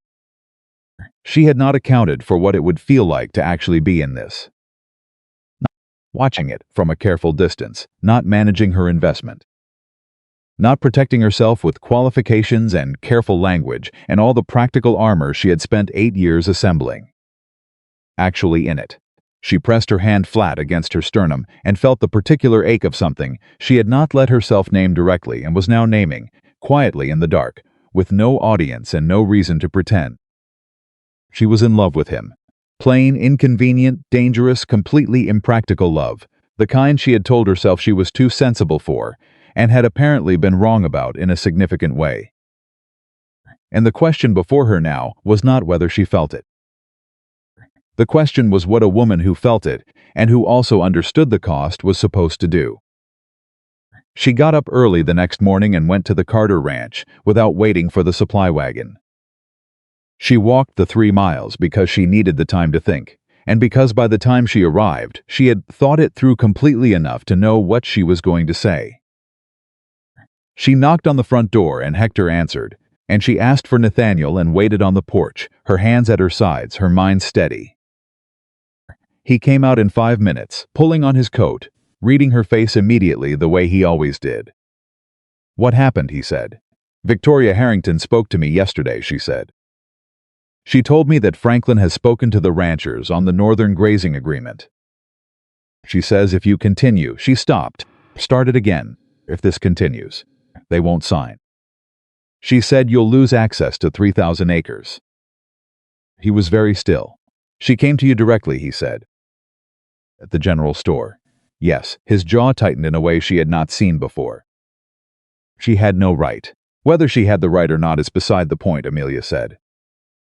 "Nathaniel, I need you to listen to me, and I need you to hear me plainly." "I'm listening." "I've been inside your books," she said. "I know what that grazing agreement is worth to this operation. I know what losing it would cost you. It is not a small thing." She paused. "And I need you to look at me right now and tell me honestly whether that changes anything." He looked at her. "No," he said. "Don't say it fast just to say it," she said. "I mean it. Think about it. Your father built this ranch. You've spent your whole life building it further. I'm not worth—" "Don't," he said. His voice came out harder than she'd heard it, not with anger at her, but with something that had run out of patience for the argument. "Finish that sentence." "I've been calculating costs my entire life," he said. "I know what things are worth. I know what this ranch needs. And I know," he stopped, his voice evened out. He said the next part slowly, the way he said things when they mattered. "I know that a man who trades away the one thing that's real in his life for the sake of arrangements and agreements is not building something worth keeping. He's just managing it. My father managed," he said. "He managed brilliantly, and it cost him everything except the land. I've been watching that my whole life, and I've been wondering when I'd have the guts to do it differently." He stepped closer. "I am not going to trade you for a grazing agreement, Amelia. I need you to hear that, and stop leaving space in your thinking for that possibility." Her throat tightened. She kept her voice level by force of habit. "It's not just the grazing agreement, it's all of it. Every person in this town who has an opinion, every door that will be less open, every—" "I know," he said. "I know every single version of this argument. I've heard them all. Some from you and some from Victoria Harrington, and a great many from my father at significant volume." He paused. "And I'm telling you all of them that I have heard the argument, and I have considered it, and my answer is still no." She looked at him, at his face, which was the most honest face she had ever looked at, and at his eyes, which were holding hers with the absolute stillness she had come to know as the truest version of him. "You're infuriating," she said, with a sudden raw simplicity that surprised them both. "So I've been told," he said. "I came here to give you an exit," she said. "I know you did. I had the whole thing worked out." The graceful converse decision. Very practical. Very you, he said. "Yes," she said. "Very me, and you ruined it." He reached out and took her hand. Not dramatically. Not with any of the careful formality they had maintained for months. Just took her hand. Like it was a simple thing. "Amelia," he said, "I would like to take you to the founder's celebration." She blinked. Of all the things she had expected him to say in this moment, it was not that. She stopped. "What exactly?" "As the woman I intend to marry," he said. "If she'll have me." The morning was very bright and very quiet. "You are not asking me to marry you on a porch at 7 in the morning, 3 days before a town celebration," she said. "I'm telling you my intention," he said. "The actual question I'll ask more carefully. But I thought you should know the direction, since you came here to offer me an exit. I want you to understand that what you're actually looking at is an entrance." She stared at him. "An entrance," she repeated. "To something real," he said. "If you want it." She looked at their joined hands. At his, which were a rancher's hands, strong and marked by work. At hers, a woman's hands that had scrubbed floors and beaten eggs and carried coffee for 8 years, and had recently, to her own continuing surprise, reconciled 6 years of complicated double-entry bookkeeping with considerable accuracy. She thought about Victoria Harrington. She thought about the grazing agreement. She thought about 3,000 acres and the cold calculation she had made in her room the night before. And she thought about what it meant that she was standing here anyway. "The founder's celebration," she said carefully, "is going to be complicated." "Yes," he agreed. "Victoria is going to use it," she said. "She's arranged it. She'll have Amelia there as staff. She practically runs the committee. She'll make sure everyone sees exactly who I am and where I'm standing. She'll use the whole evening to remind the town." "I know," he said. "And you want to walk in with me. I want to dance with you," he said. "In front of everyone. And I want every person in that room to understand that what they're seeing is a choice I'm making with a clear head and a full understanding of everything it costs." He paused. "And I want you to understand that you are not the cost. You are the thing I'm choosing," she breathed. The founder's celebration arrived on a Thursday evening, and Victoria Harrington had indeed arranged for Amelia to work the event. The assignment came through Margaret, who delivered it with her characteristic flat practicality and the additional information that Mrs. Harrington had personally requested Amelia by name. "You don't have to go," Margaret said. "I know," Amelia said. What Margaret stopped. Started again. "Whatever is going to happen, Amelia, be sure it's what you want. Not what he wants. Not what's brave or dramatic or the right story. What you actually want." Amelia looked at her. It was the most personal thing Margaret Caldwell had said to her in 6 years. Margaret nodded. "Then go," she said. "And hold your head up." She arrived at the fairgrounds in her uniform, her apron pressed, her hair neat. She carried her tray. She took her place along the edges of the celebration, and she did her job, moving through the crowd the way she always had, quietly, efficiently, without calling attention. She could feel the attention anyway. The whole room knew something was going to happen. She could feel it in the air, in the way conversations shifted as she passed, in the way Victoria's eyes tracked her from across the room. An hour passed. The quartet started their second set. And then Amelia heard it, not words exactly, but the quality of silence that moved through a room when something happened that no one expected. She turned toward the entrance, and there was Nathaniel Carter, dressed in his best, hat in hand, scanning the room. He found her immediately. He always found her immediately. He crossed the room, not rushing, not performing. Just walking the way he always walked when he'd made a decision, steady and without hesitation, and the crowded around him without him asking them to, because people had always moved for Nathaniel Carter. He stopped in front of her. The tray was in her hands. Her apron was on. She was unmistakably exactly what Victoria had positioned her to be, a servant at the edge of a gathering, carrying refreshments, precisely defined by everything she did not have. He looked at her the way he always looked at her, full and direct and absolutely without apology. "I believe this is my dance," he said. The room was very quiet.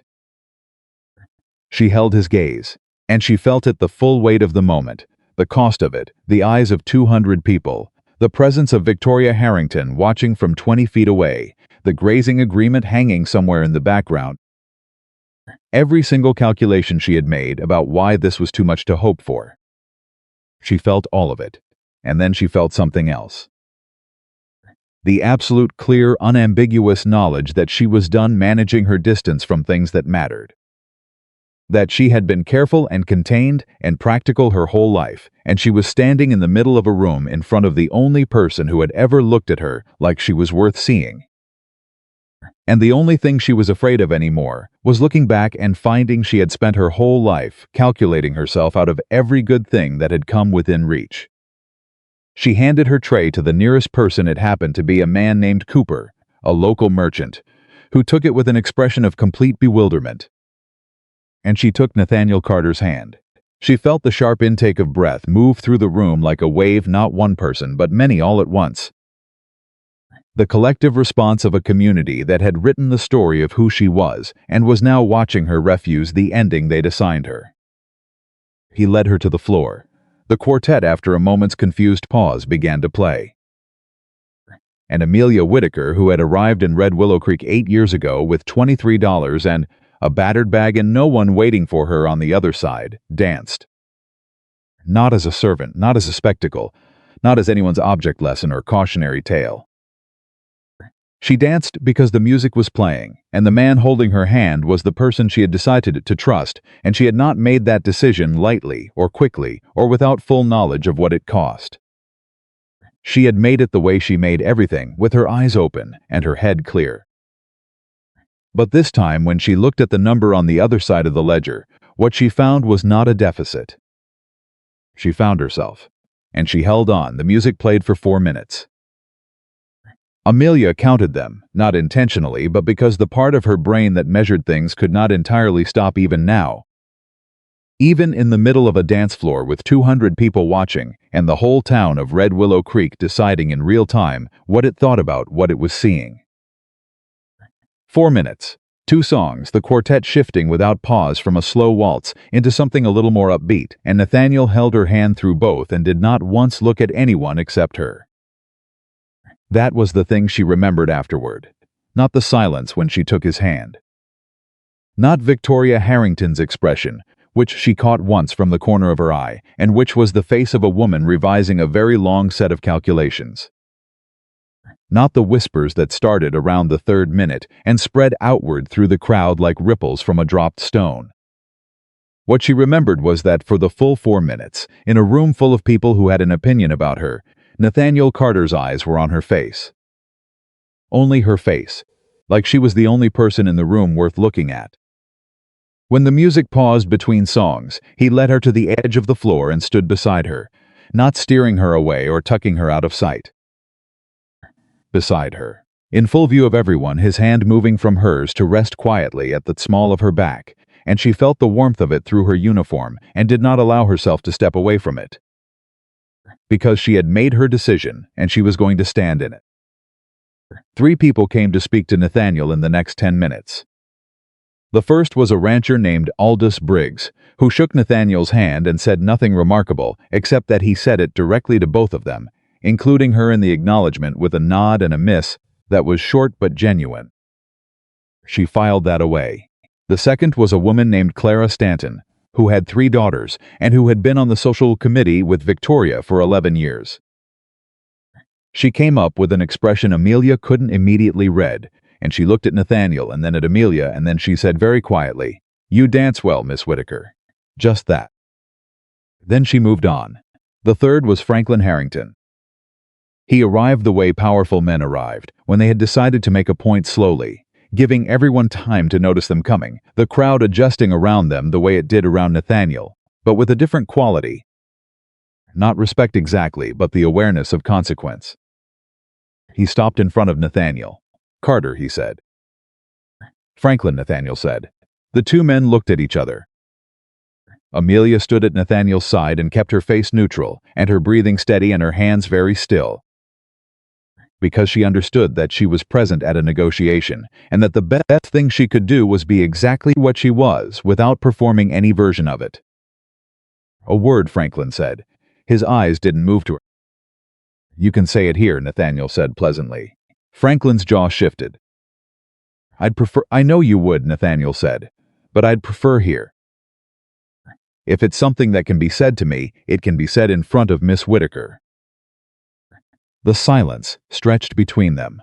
Around them, the nearest conversations had gone quiet in that particular way of people who were very interested and were managing their interest by looking in different directions.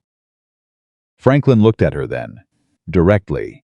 He had the kind of eyes that didn't give much away flat, measuring, the eyes of a man who had been doing political calculations for so long they'd become his default mode of seeing everything. "You're the woman who worked on Carter's accounts," he said. "Yes, sir," she said. 4 weeks of work. 4 weeks and 2 days, she said. "Your information is close." Something shifted in his expression. It wasn't warmth, but it wasn't contempt either. He looked back at Nathaniel. "The grazing agreement," he said. "What about it?" Nathaniel said. "There are men on that committee who have concerns," Franklin said. "About the grazing," Nathaniel said. "Or about my private life?" Franklin was quiet for a moment. "Both," he said. At least he was honest. She gave him that. "Well," Nathaniel said, "the grazing agreement is about land and water rights and shared resource management. Those things haven't changed. They're not going to change based on who I choose to spend my time with." He paused. "If there are men on that committee who want to vote their opinions about my personal life into a land agreement, I can't stop them. But they're going to need to look me in the eye and tell me that's what they're doing. And I suspect they're going to find that harder than they think." Franklin looked at him for a long moment. "You're your mother's son," he said finally. And it was impossible to tell from his tone whether that was approval or resignation or simply an observation. He nodded once to Nathaniel, and then briefly to Amelia and Mouvoy. She breathed. "Is it always like this?" she said quietly. "Like what?" "All of it," she said. "Every conversation a negotiation. Every room a campaign." "Yes," he said, "more or less." "And you want to bring me into that?" He looked at her. "You were already in it," he said. "The difference is now you're in it beside me instead of in it alone." She thought about that for the rest of the evening. The celebration continued around them, and they stayed for another hour, and in that hour Amelia learned something she had not quite anticipated. The room did not explode. The social fabric of Red Willow Creek did not tear cleanly in two. What happened was something messier and more human, and ultimately more interesting. The room adjusted. The way a body of water adjusts when something is dropped into it. Not without disruption, but also not without settling. Some people avoided them. That was real, and she registered it with clear eyes. The wife of a local judge made a point of crossing the room in the opposite direction when they moved toward the refreshment table. Two of Victoria's closest associates from the Improvement Society found somewhere else to be whenever Amelia came near. That was the cost of the evening, and she had known it was coming, and she let herself feel it without looking away from it. But other things happened too. Aldous Briggs brought his wife over to introduce her, and his wife shook Amelia's hand with a grip that meant something. A young woman named Edith Marsh, who ran the post office with her father, stopped to ask Amelia genuinely and without performance how she had found the accounting work, and listened to the answer. An older rancher named Pete Calloway, who had known Walter Carter for 30 years, found Nathaniel and said gruffly that he'd heard the books at the Carter Ranch were finally sorted out, and that was good news. and he said it to both of them in the same sentence. Small things, not revolutions, but real. Victoria Harrington did not speak to either of them for the rest of the evening. She was present. Amelia could feel her presence the way you feel weather, but she did not approach. She watched, and Amelia, who had learned to read people with the same precision she brought to ledgers, watched Victoria watching them and saw something she had not expected. Not triumph, not even satisfaction. Something that looked from a distance like a woman beginning a slow and reluctant revision.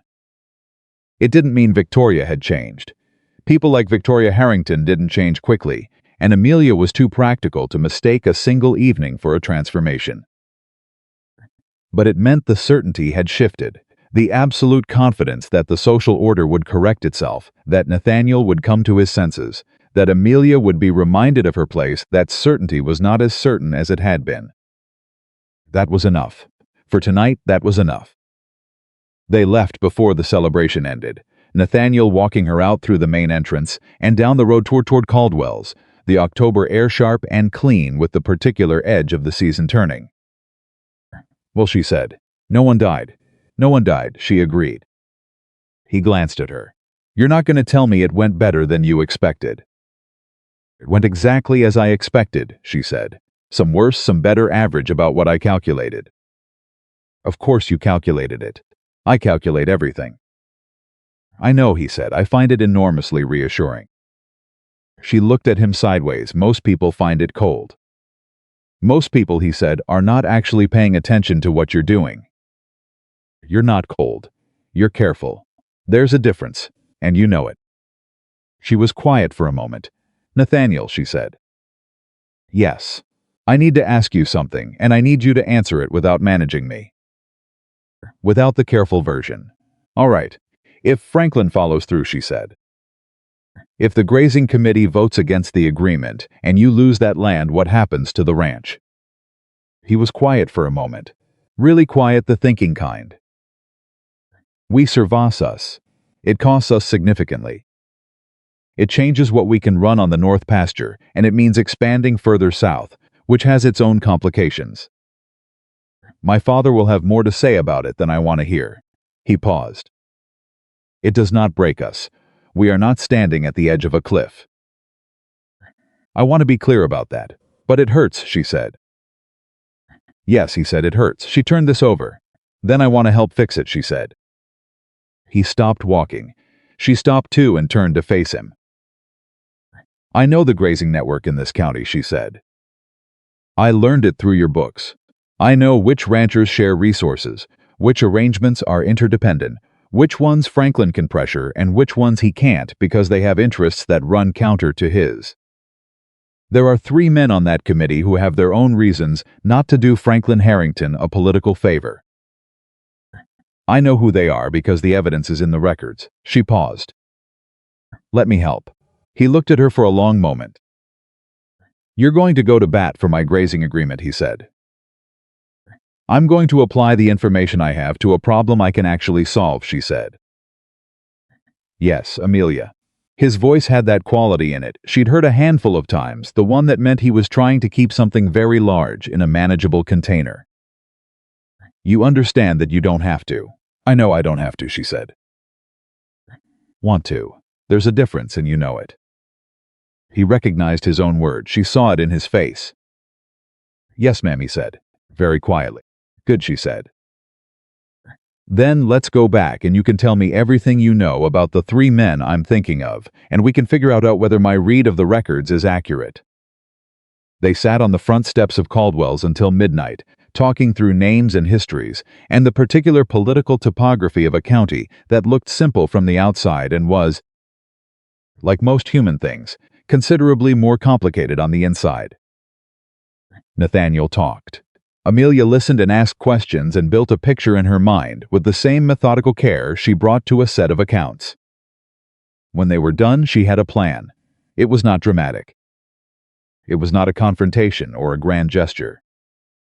It was 3 conversations with 3 men, conducted over the following week by Nathaniel, with Amelia's specific briefing for each one, covering the precise information most likely to be persuasive to that particular individual.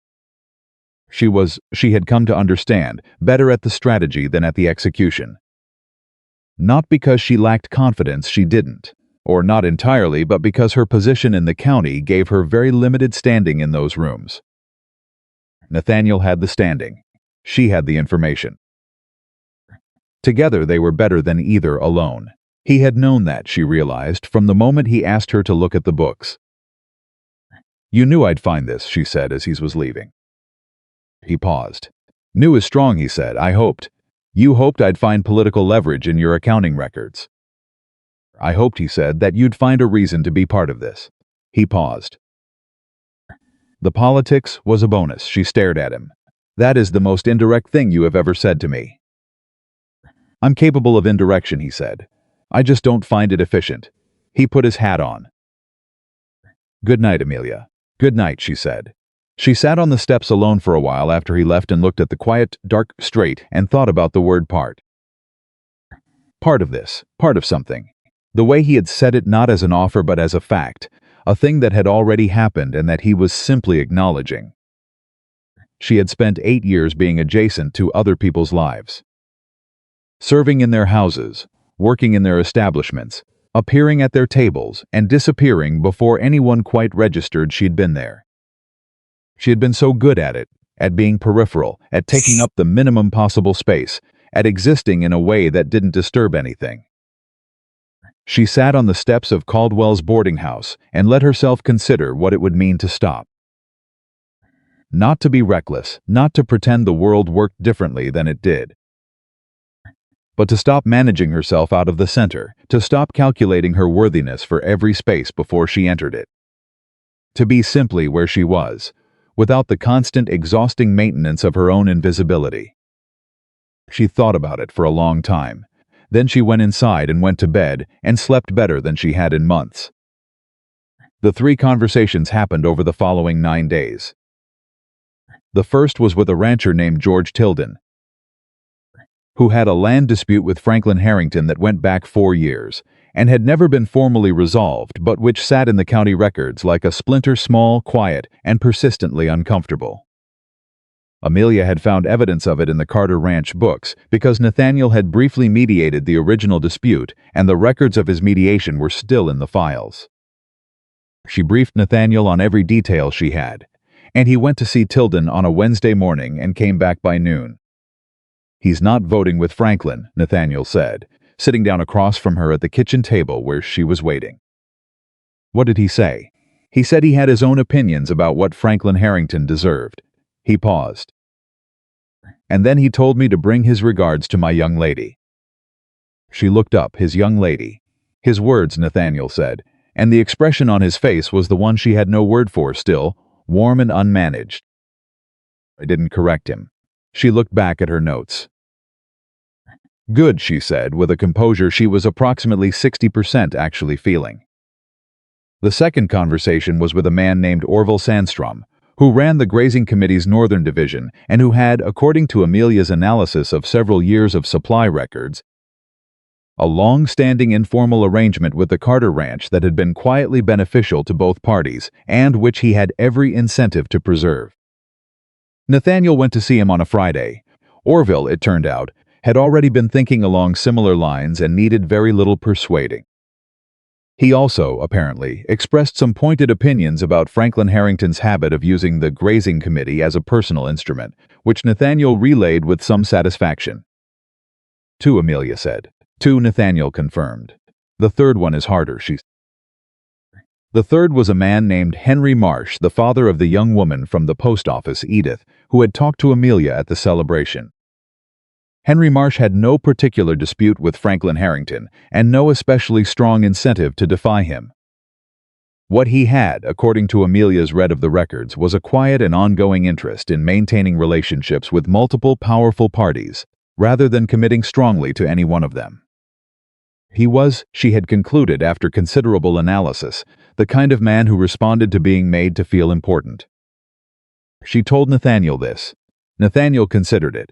"That's not a conversation I can have," he said. "I know," she said. "I think I should have it." He looked at her. "You think he'll talk to you?" "His daughter talked to me at the celebration," she said. She asked me about the accounting work. She was genuinely interested. She keeps the post office books, and she's clearly been taught to do it one way, and suspects there are better ways. I could offer to look at them, she paused, and through that I could talk to Henry. That's very calculated, Nathaniel said. Yes, she said. It is. I'm not criticizing, he said. I'm admiring. She went to the post office on a Monday morning. Edith Marsh was behind the counter, sorting mail with focused efficiency of a young woman who had been doing it since she was old enough to reach the slots. She looked up when Amelia came in and her face opened into a genuine smile, which was either natural or very well practiced, and after a conversation about the post office books that became quite involved quite quickly, Amelia found herself at the back table looking at Edith Marsh's accounting system and explaining in practical terms why her column allocation was creating a recurring error in the quarterly totals. Henry Marsh came in from the back room 20 minutes into this and stopped when he saw them. Miss Whitaker, he said. Mr. Marsh, she said, I hope you don't mind. Edith asked me to take a look at the quarterly records. I think there's a straightforward fix for the error she's been tracking. Henry Marsh looked at the records, looked at Amelia, looked at his daughter, who was nodding with the concentrated enthusiasm of someone who had just had a problem explained in a way that finally made sense. She found it in 10 minutes, Papa, Edith said. The error I've been chasing for 6 months. Henry Marsh sat down. He was not an easy man to read.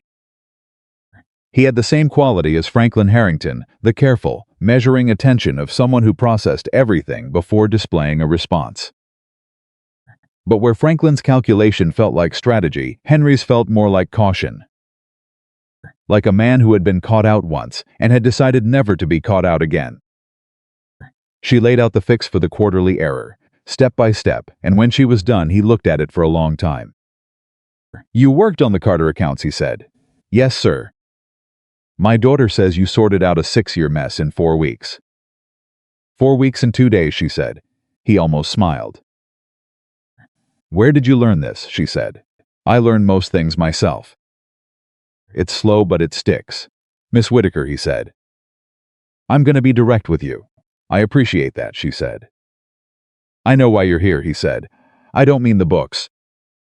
I mean here. He indicated the post office, the conversation, the whole arrangement. You're here because of the grazing committee. She held his gaze. Partly, she said. I'm also here because your daughter has a genuine problem I can genuinely fix. Both things are true. He considered this. Most people would have denied the first part. Most people haven't spent 8 years watching how useful it is to be honest with men who are paying attention, she said. He looked at her, a long look, the kind where you could see the calculation happening behind the eyes, which she recognized, because she did it herself. What do you want from me, he said. I want you to vote the agreement the way it should be voted, she said. On its merits, not on Franklin Harrington's preferences. Not on any social consideration about Nathaniel Carter's private life. On whether the agreement is good for the county and good for the ranchers it covers. And if I believe it is good for the county, then vote yes, she said. That's all. Henry Marsh looked at his daughter. Edith was watching him with the transparent, uncomplicated hope of a young woman who had already decided and was waiting to see if her father would catch up. He looked back at Amelia. The error in the quarterly totals, he said. You said there's a straightforward fix, yes, sir. Can you write it out for Edith, clearly enough that she can apply it herself? Of course, she said. Then do that, he said. He stood up. And thank you for coming in. He paused at the door to the back room and looked at her once more. Miss Whitaker, my daughter is an excellent judge of character. It's one of the things I trust most about her. He went through the door. Edith let out a long breath. He'll vote yes, she said quietly. I think so too, Amelia said. They looked at each other. Thank you, Edith said. For all of it. Your books are a pleasure, Amelia said. Genuinely. She walked back to Caldwell's in the October light, and she felt something she could not immediately name, not triumph, because it wasn't clean enough for that, and not relief. Because relief implied the outcome had been uncertain, and she had been reasonably confident by the halfway point of the post office visit. Something more like the particular satisfaction of a thing done well, of a tool used correctly, of a problem solved by understanding it clearly and without illusion about what was actually happening. She was good at this. She had always been good at this. She had just never had anything worth doing it for. Nathaniel was waiting outside Caldwell's when she got back. He looked at her face and said, "Well, I think we have 3, she said. He let out a breath. "You're remarkable, you know that?" "I'm practical," she said. "You keep confusing the two." "They're not mutually exclusive," he said. "No," she agreed. "I suppose they're not."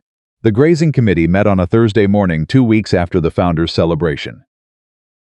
Amelia was not there. She had no standing to be there and had not asked to be. She was at Caldwell's, turning down rooms, working through the morning the way she always worked through mornings, each task completed in sequence, her mind making a separate and private calculation in the background that she was doing her best to keep from showing on her face. Margaret knew. She always knew. "Stop counting," Margaret said at 10:30, coming through the kitchen with a basket of mending. Amelia looked up from the room she was making up. "I'm not counting." "You're counting, and you've been counting since breakfast," Margaret said. "The committee meets at 9. If it's going to take more than 2 hours, something's gone badly wrong. So stop counting and finish that room." Amelia finished the room. She was downstairs at the front desk when she heard the horse, and she did not let herself look up from the ledger she was updating until the sound of boots on the front steps reached her, and then the door opened. She looked up. Nathaniel's face told her everything before he said a word. He looked like a man who had braced himself for a fight and discovered the fight wasn't coming, not relieved exactly, but recalibrated. The particular expression of someone reset into a world that had turned out to be slightly more reasonable than they had prepared for. She set down her pen. "Tilden, Sandstrom, Marsh," she said. "Tilden, Sandstrom, Marsh," he confirmed. "And Pete Calloway, who apparently decided on his own." "I didn't even know Calloway was in play. He told me about your father," she said. "At the celebration. He has a great deal of respect for Walter Carter." "That may be the most unexpected sentence I've heard all month," Nathaniel said. "Your father is a man worth respecting," she said. "People know that." He crossed the room and stopped in front of the desk. His hat was in his hands. His expression had settled into something quieter than she'd seen this morning, something that had moved past the outcome of the vote and was looking at something further. "My father would like you to come to dinner," he said. She blinked. "Walter Carter is inviting me to dinner." "He came to find me after the meeting," Nathaniel said. "He said, and I'm giving you this word for word because I want you to have it exactly," he said, "that young woman worked for something that was worth working for. Bring her to dinner. Your mother would have liked her." He paused. Then he walked away before I could say anything because he's constitutionally incapable of letting a sentiment exist in a room without immediately vacating. Amelia stared at him. Her throat had done something complicated. She pressed her lips together and looked at the desk for a moment and let the feeling move through her without speaking until she could trust her voice. "That she started," he said quietly. "His wife," she said. "I know," he said again. She breathed. "All right," she said finally. He smiled. "The real one. The one that changed his whole face." The dinner with Walter was the Wednesday of the following week, and it was nothing like what she had expected, which in itself told Suttertham about how far her expectations had been calibrated by the worst version of what things could be. Walter was not warm. That was not what he was. But he was present in a way he had not been during their first meeting, sitting at the head of his table, with the deliberate attention of a man who had decided to pay it, passing her the bread without being asked, asking her questions that were sharp enough to require real answers. He asked about Cincinnati. He asked about the hotels she had worked in. He asked with a directness that surprised her about her family, and she answered honestly there wasn't much family to speak of, a mother who had died when she was 14, no father she could account for. an aunt she had worked for briefly and then left. And Walter Carter heard all of it without his expression and without offering any of the performative pity that she had learned to dread. "You built yourself," he said when she'd finished. "Not a question." "I tried to," she said. "I'm still working on it, aren't we all?" he said. And meant it as a simple fact, not a comfort. At the end of the meal, when Hector had cleared the plates and the three of them were sitting with coffee going cold in their cups, Walter said, "My son is going to make you a permanent fixture in this house one way or another. You might as well know what you're getting into." She looked at him steadily. "I've been studying the accounts," she said. "I have a reasonable picture." "The accounts," he said. "Don't tell you everything." "No," she said. "What would you add?" He looked at her. "He's stubborn," he said. "He'll hold a position past the point where a reasonable man would let it go. He doesn't argue loudly, which means you don't always know when dug in until you've already pushed against it for a week." He paused. He stopped, turned his coffee cup once in his hands. "He's been lonely," Walter said quietly, "for a long time. I haven't known what to do with that. I'm not built for." He made a gesture, brief and unexplained, that encompassed everything he couldn't articulate.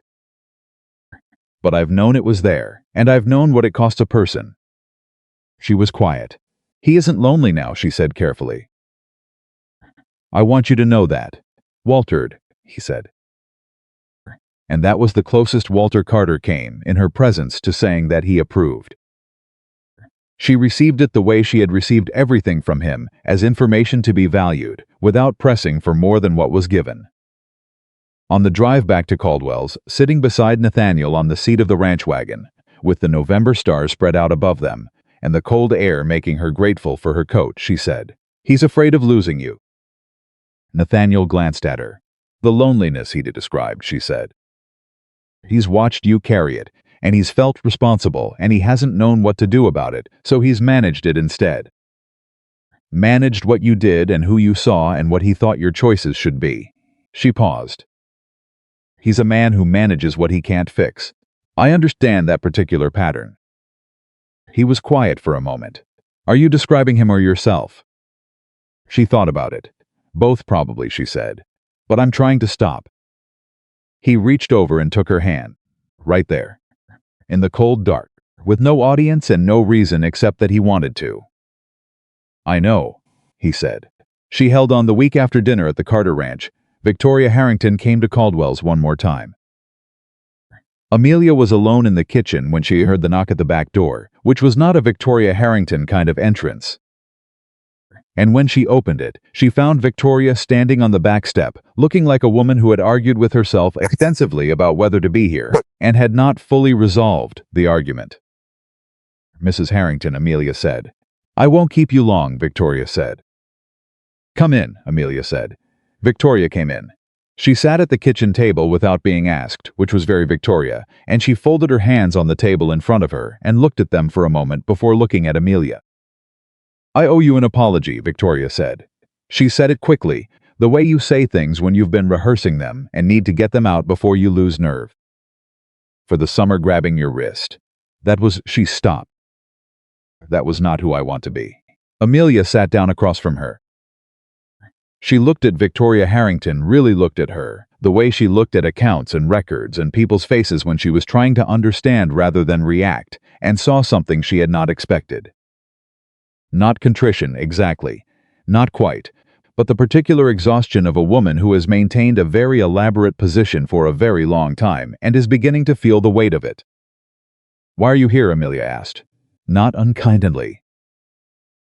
Victoria looked at her hands. "Clara Stanton told me something after the celebration," she said.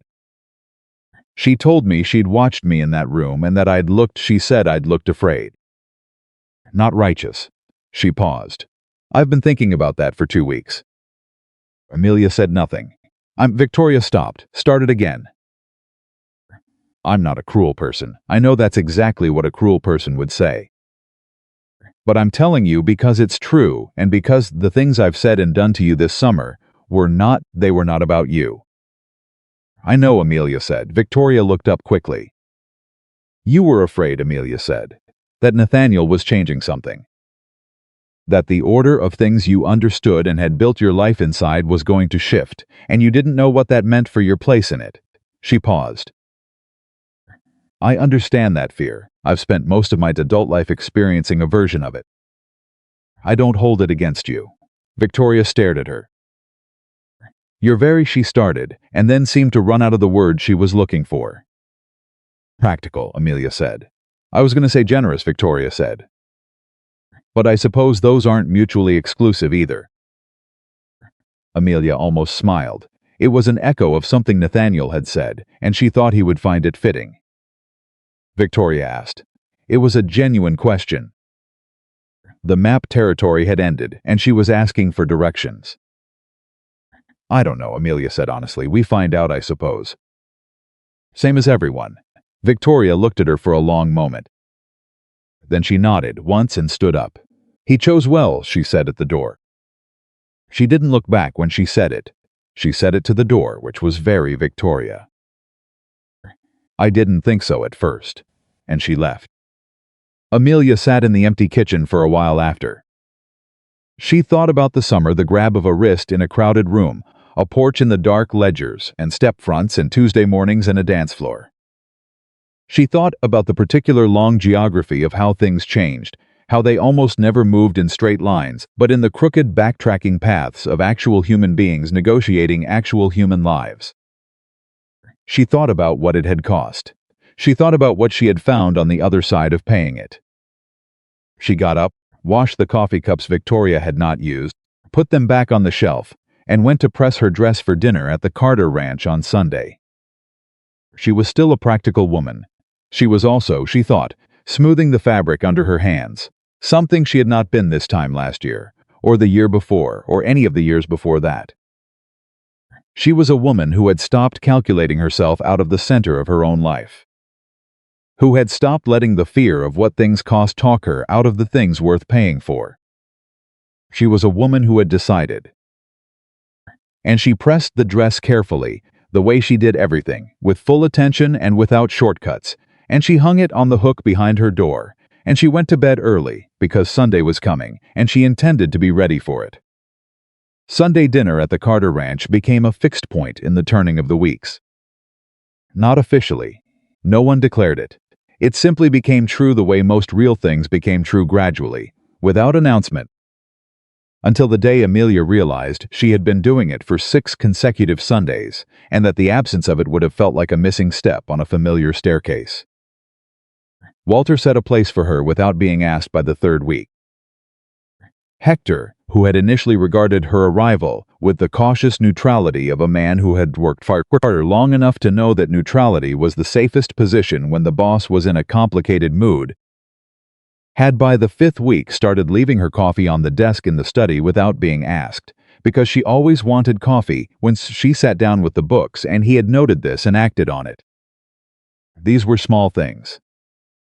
They were also, she understood, the way acceptance worked in households run by men who found sentiment difficult not through declarations, but through the quiet accommodation of a person's presence into the existing order of things. She was becoming, in the particular language of the Carter Ranch, a fact. She found she liked being a fact. It was, she thought, considerably better than being a question. Nathaniel asked her to marry him on a Tuesday morning in November, which was both the most and least surprising thing he had ever done. The most surprising because she had been expecting it on a Sunday, at the ranch, with Walter's apparent blessing, already somewhat established the formal occasion, the planned moment. The least surprising because it was Nathaniel, and Nathaniel did things when he decided to do them, not when the occasion suggested he should.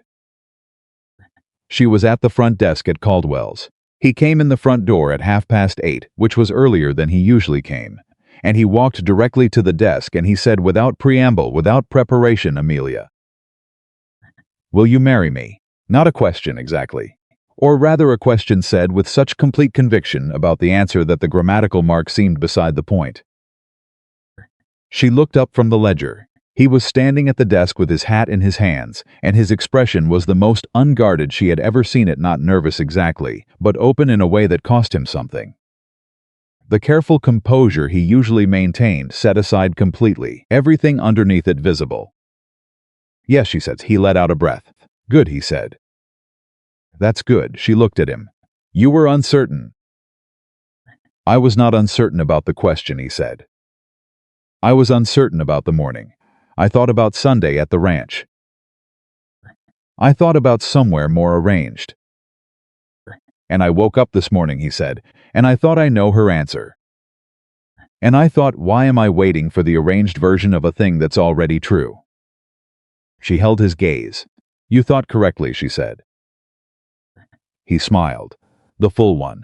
The one she had been collecting, without admitting she was collecting them, since the first time she had seen it on a Thursday morning on the front steps 7 months ago. "I don't have a ring yet," he said. "I intended to have a ring." "Get one when you find the right one," she said. "There's no rush." "Most women would want—" "I'm not most women," she said. "No," he said, "you are not." He paused. "Is there anything you need from me right now? Anything formal, anything official?" "Go back to the ranch," she said. "Tell your father." "I'll be there Sunday." "He already knows," Nathaniel said. She stopped. "He already knows."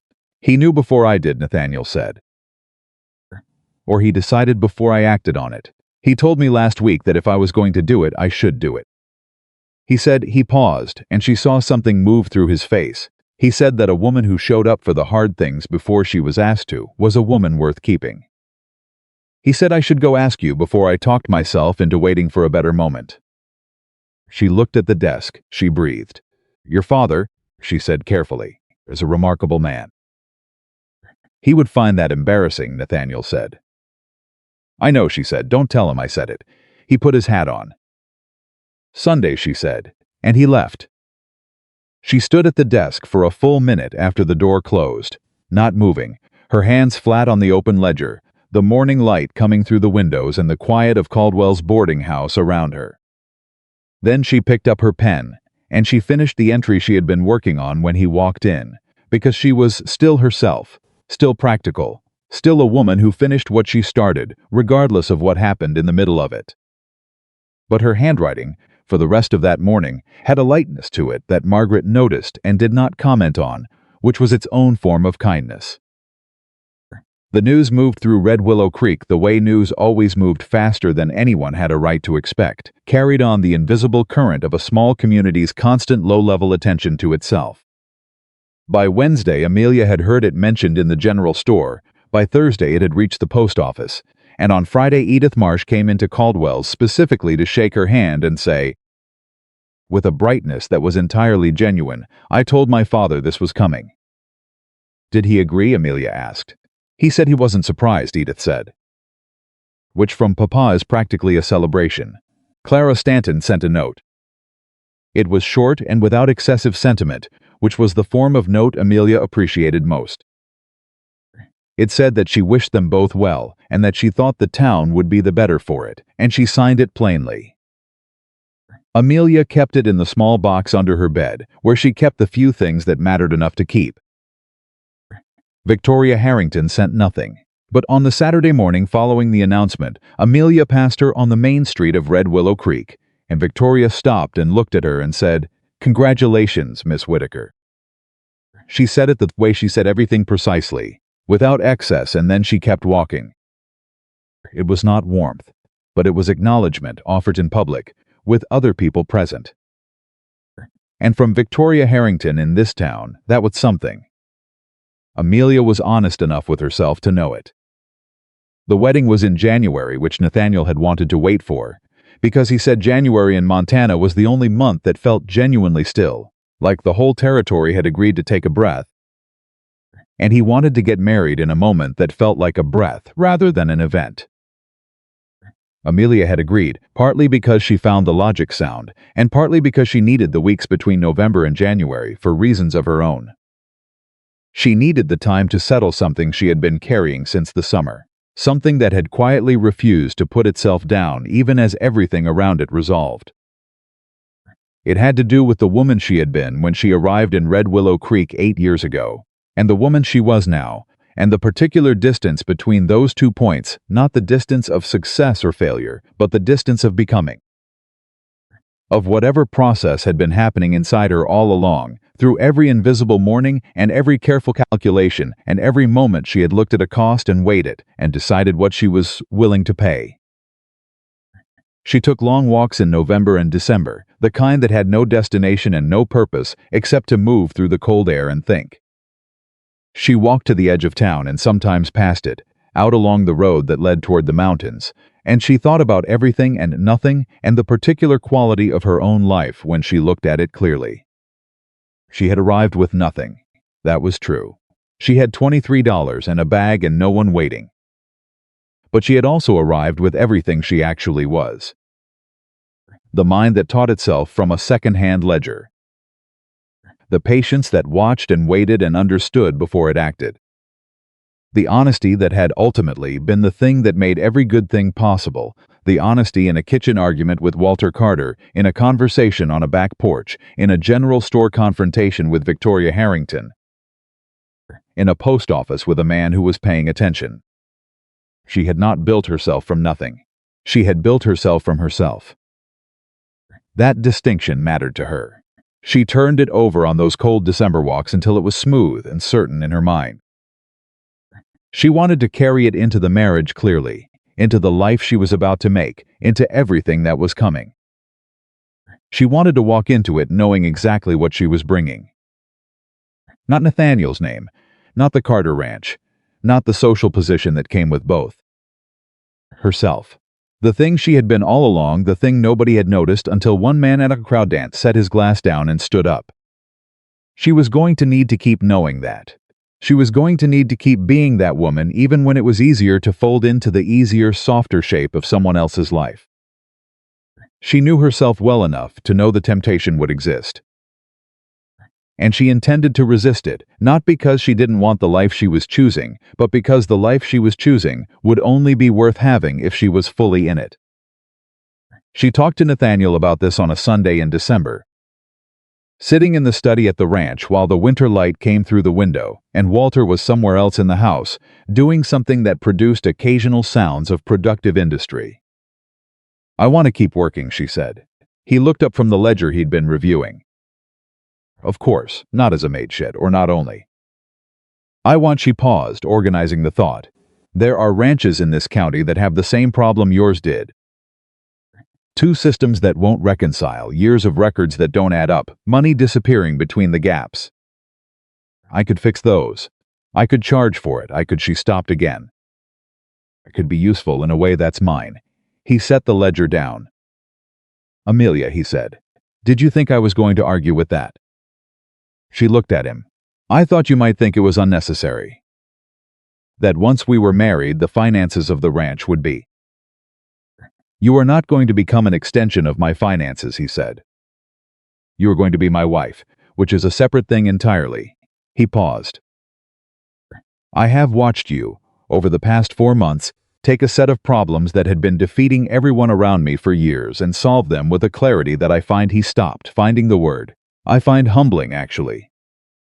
And I am not a man who is easily humbled." He looked at her steadily. "I want you to build what you want to build. I want to watch you do it. That is not a small thing I'm offering. I'm telling you that your ambitions are not in conflict with this marriage. They are part of what I'm marrying." She looked at him for a long moment. "You're going to make this very difficult," she said. "Make what difficult?" "Maintaining any reasonable level of emotional self-containment," she said. He smiled. "Good," he said. "You've been self-contained long enough." She married him on a Saturday in January, in the church that doubled as a schoolhouse, with Walter Carter in the front pew, looking like a man who had decided to feel something, and was managing the experience with his characteristic compressed intensity, and Edith Marsh beside him, because she had somehow become part of the fabric of things over the previous months, and Amelia had wanted her there. Margaret Caldwell sat in the third row in her good dress, with her hands folded, and her expression set to something that was as close to maternal pride as she had in her repertoire, which was closer than Amelia would have predicted 6 years ago, and no less genuine for being understated. Hector sat in the back and cried quietly, which surprised everyone, including Hector. Pete Calloway was there. Aldous Briggs was there. George Tilden came with his wife. Orville Sandstrom sent his regards and a side of smoked beef, which was, as Nathaniel said, worth more than his presence at a social event anyway. Clara Stanton came. She sat in the middle of the church and she watched the ceremony with the expression of a woman updating a long-held picture of how things were, and at the end she nodded.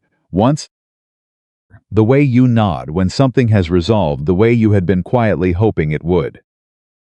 Victoria Harrington did not come, but she sent a gift, a set of household linens, fine ones, folded into a cedar box with a card that said nothing beyond the two names on the outside in her precise handwriting. Amelia put the linens away carefully and kept the card in the box under the bed. The ceremony itself was short. The minister was a young man who had been in Red Willow Creek less than a year, and who did not have strong opinions about the social topography of the town, which made him, Amelia thought, the ideal person to perform this particular wedding.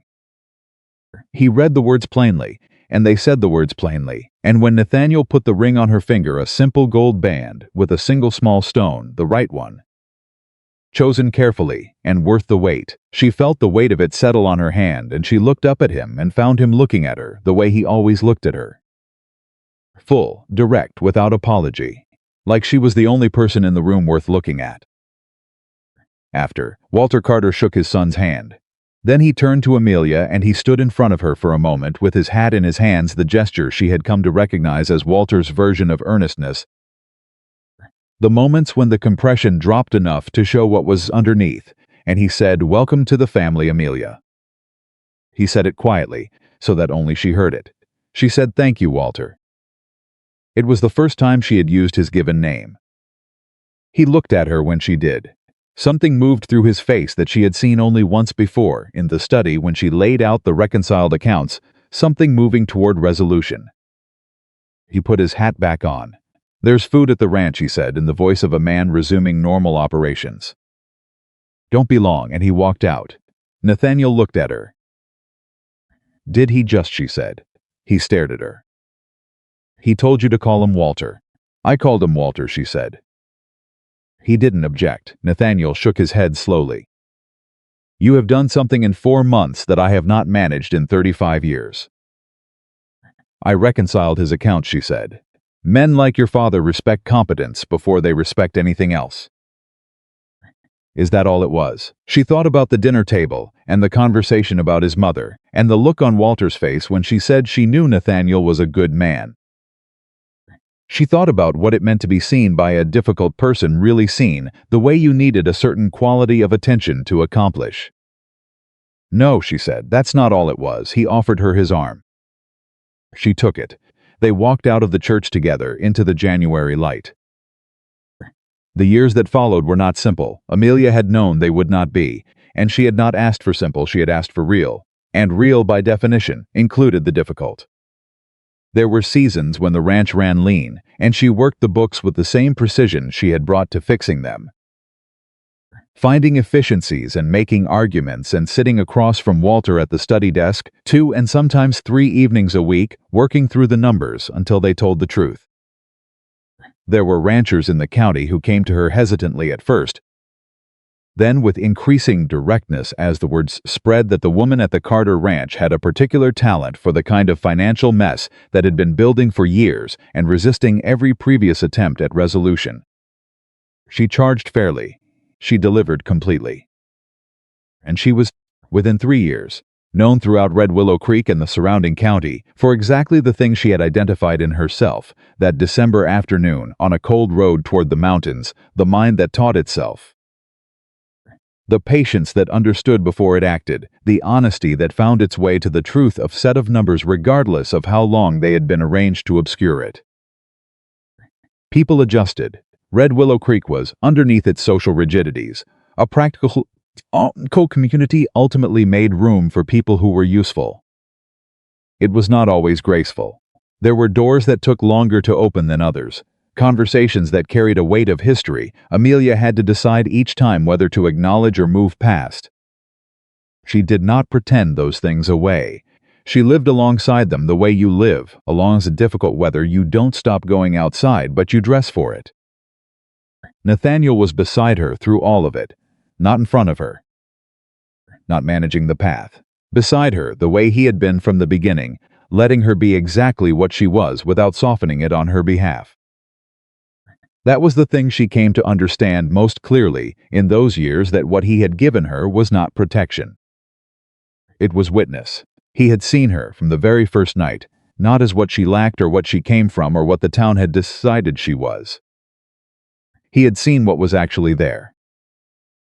And being seen clearly, by the right person, turned out to be one of the most transformative forces available to a human being, not because it changed what you were, but because it made it possible to finally stop hiding it. Walter Carter died in the spring of 1879, 4 years after the wedding, of a heart that had been working very hard for a very long time and finally decided it had done enough. He died at the desk in his study, which was so exactly the place he would have chosen that Hector, who found him, said later it looked like he'd simply sat down and stopped. He had left Amelia a letter.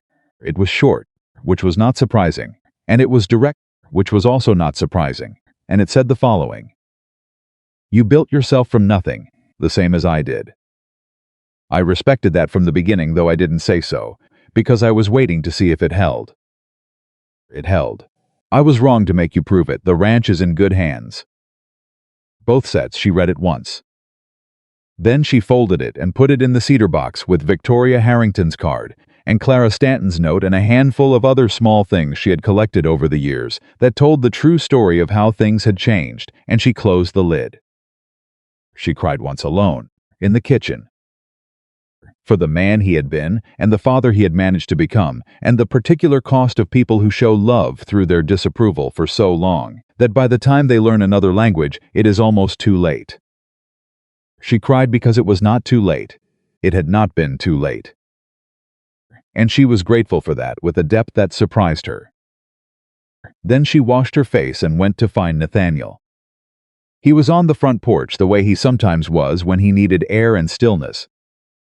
Sitting in the chair his father had sat in every evening for 40 years, looking out at the land the old man had built from $40 and a dead mule and a general heading west.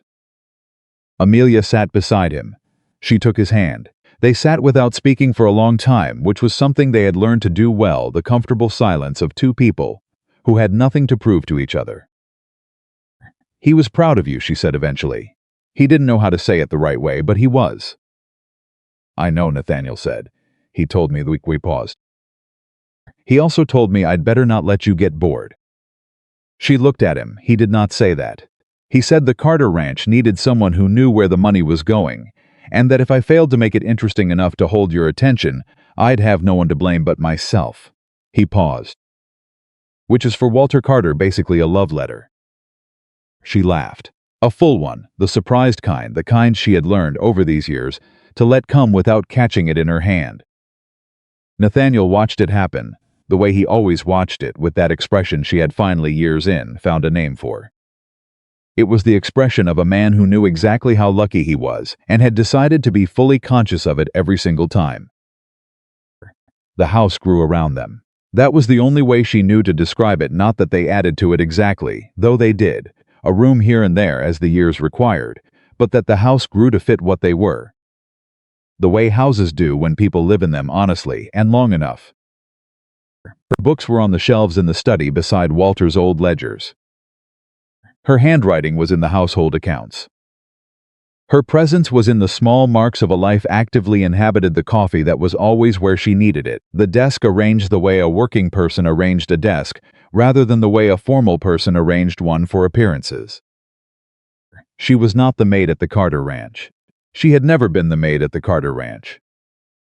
She was the woman who understood where every dollar came from and where it went, who could sit across from a difficult rancher and find the problem in his books in 20 minutes, who had helped hold a grazing agreement together with 3 strategic conversations and a post office visit, who had made peace with a woman who had grabbed her wrist and had not required that woman to be more than she was capable of being in order to accept the peace.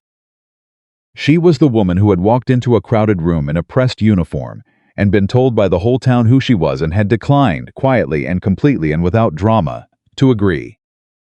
Years later, long after Red Willow Creek had grown and changed, and the founder's celebration had become something different from what it had been in 1874. People told the story of the dance. They told it the way small towns tell the stories that matter to them imprecisely, with embellishments. The details shifting and growing in the retelling, until the thing that had actually happened and the thing that got told were no longer quite the same. In some versions he had crossed the entire length of the fairgrounds. In some versions she had been crying. In some versions Victoria Harrington had made a scene that hadn't actually occurred. The story grew the way stories did, around the feeling of the thing rather than the facts of it. But the feeling was true. That part stayed true across every version. The feeling of a man who had everything setting it aside to cross a room for a woman who had nothing. The feeling of a woman who had spent her whole life calculating herself out of the center choosing, finally, to stand in it. The feeling of something real being chosen over something convenient, of worth being recognized before it was confirmed by any of the things the world used to confirm it. That was the feeling. And it stayed true. Amelia knew it stayed true because she had been there, and because she lived every day in the life that had grown from that moment. Not the version the town told. The real one, with its difficult seasons and its arguments about supply costs and its cold mornings and its study full of ledgers and its front porch where two people sat in the evenings and watched the Montana sky do what Montana skies did, which was be enormous and indifferent and breathtakingly, uncomplicatedly beautiful. She sat on that porch in the evenings and she thought sometimes about the woman she had been on the night started 26 years old. Standing still while someone held her wrist in front of 200 people. Her eyes on the floor, every muscle in her body refusing to break. She had not broken. She had also not remained what she was in that moment. She had become, through the long and unspectacular process of living honestly and working hard and letting herself be seen by the right people in the right ways. Something she had not known she was capable of being when she stepped off a stagecoach in Red Willow Creek with $23 and no one waiting. She had become fully and without apology herself. That was the dance, or not only the dance. The dance was the moment it became visible, but the story was everything before it and everything after, the long invisible work of a woman deciding, against every pressure the world applied, that she was worth seeing. She had been right. And on the front porch of the Carter Ranch, on a quiet Montana evening, with the stars coming out one by one above the mountains and her husband's hand in hers, and the ledgers waiting inside for tomorrow, Amelia Carter knew it with the same calm, absolute certainty she brought to every set of numbers that had ever resolved the way it should. The answer was right. She had checked it from every angle. It balanced. It had always been going to balance. She just had to be willing to do the work.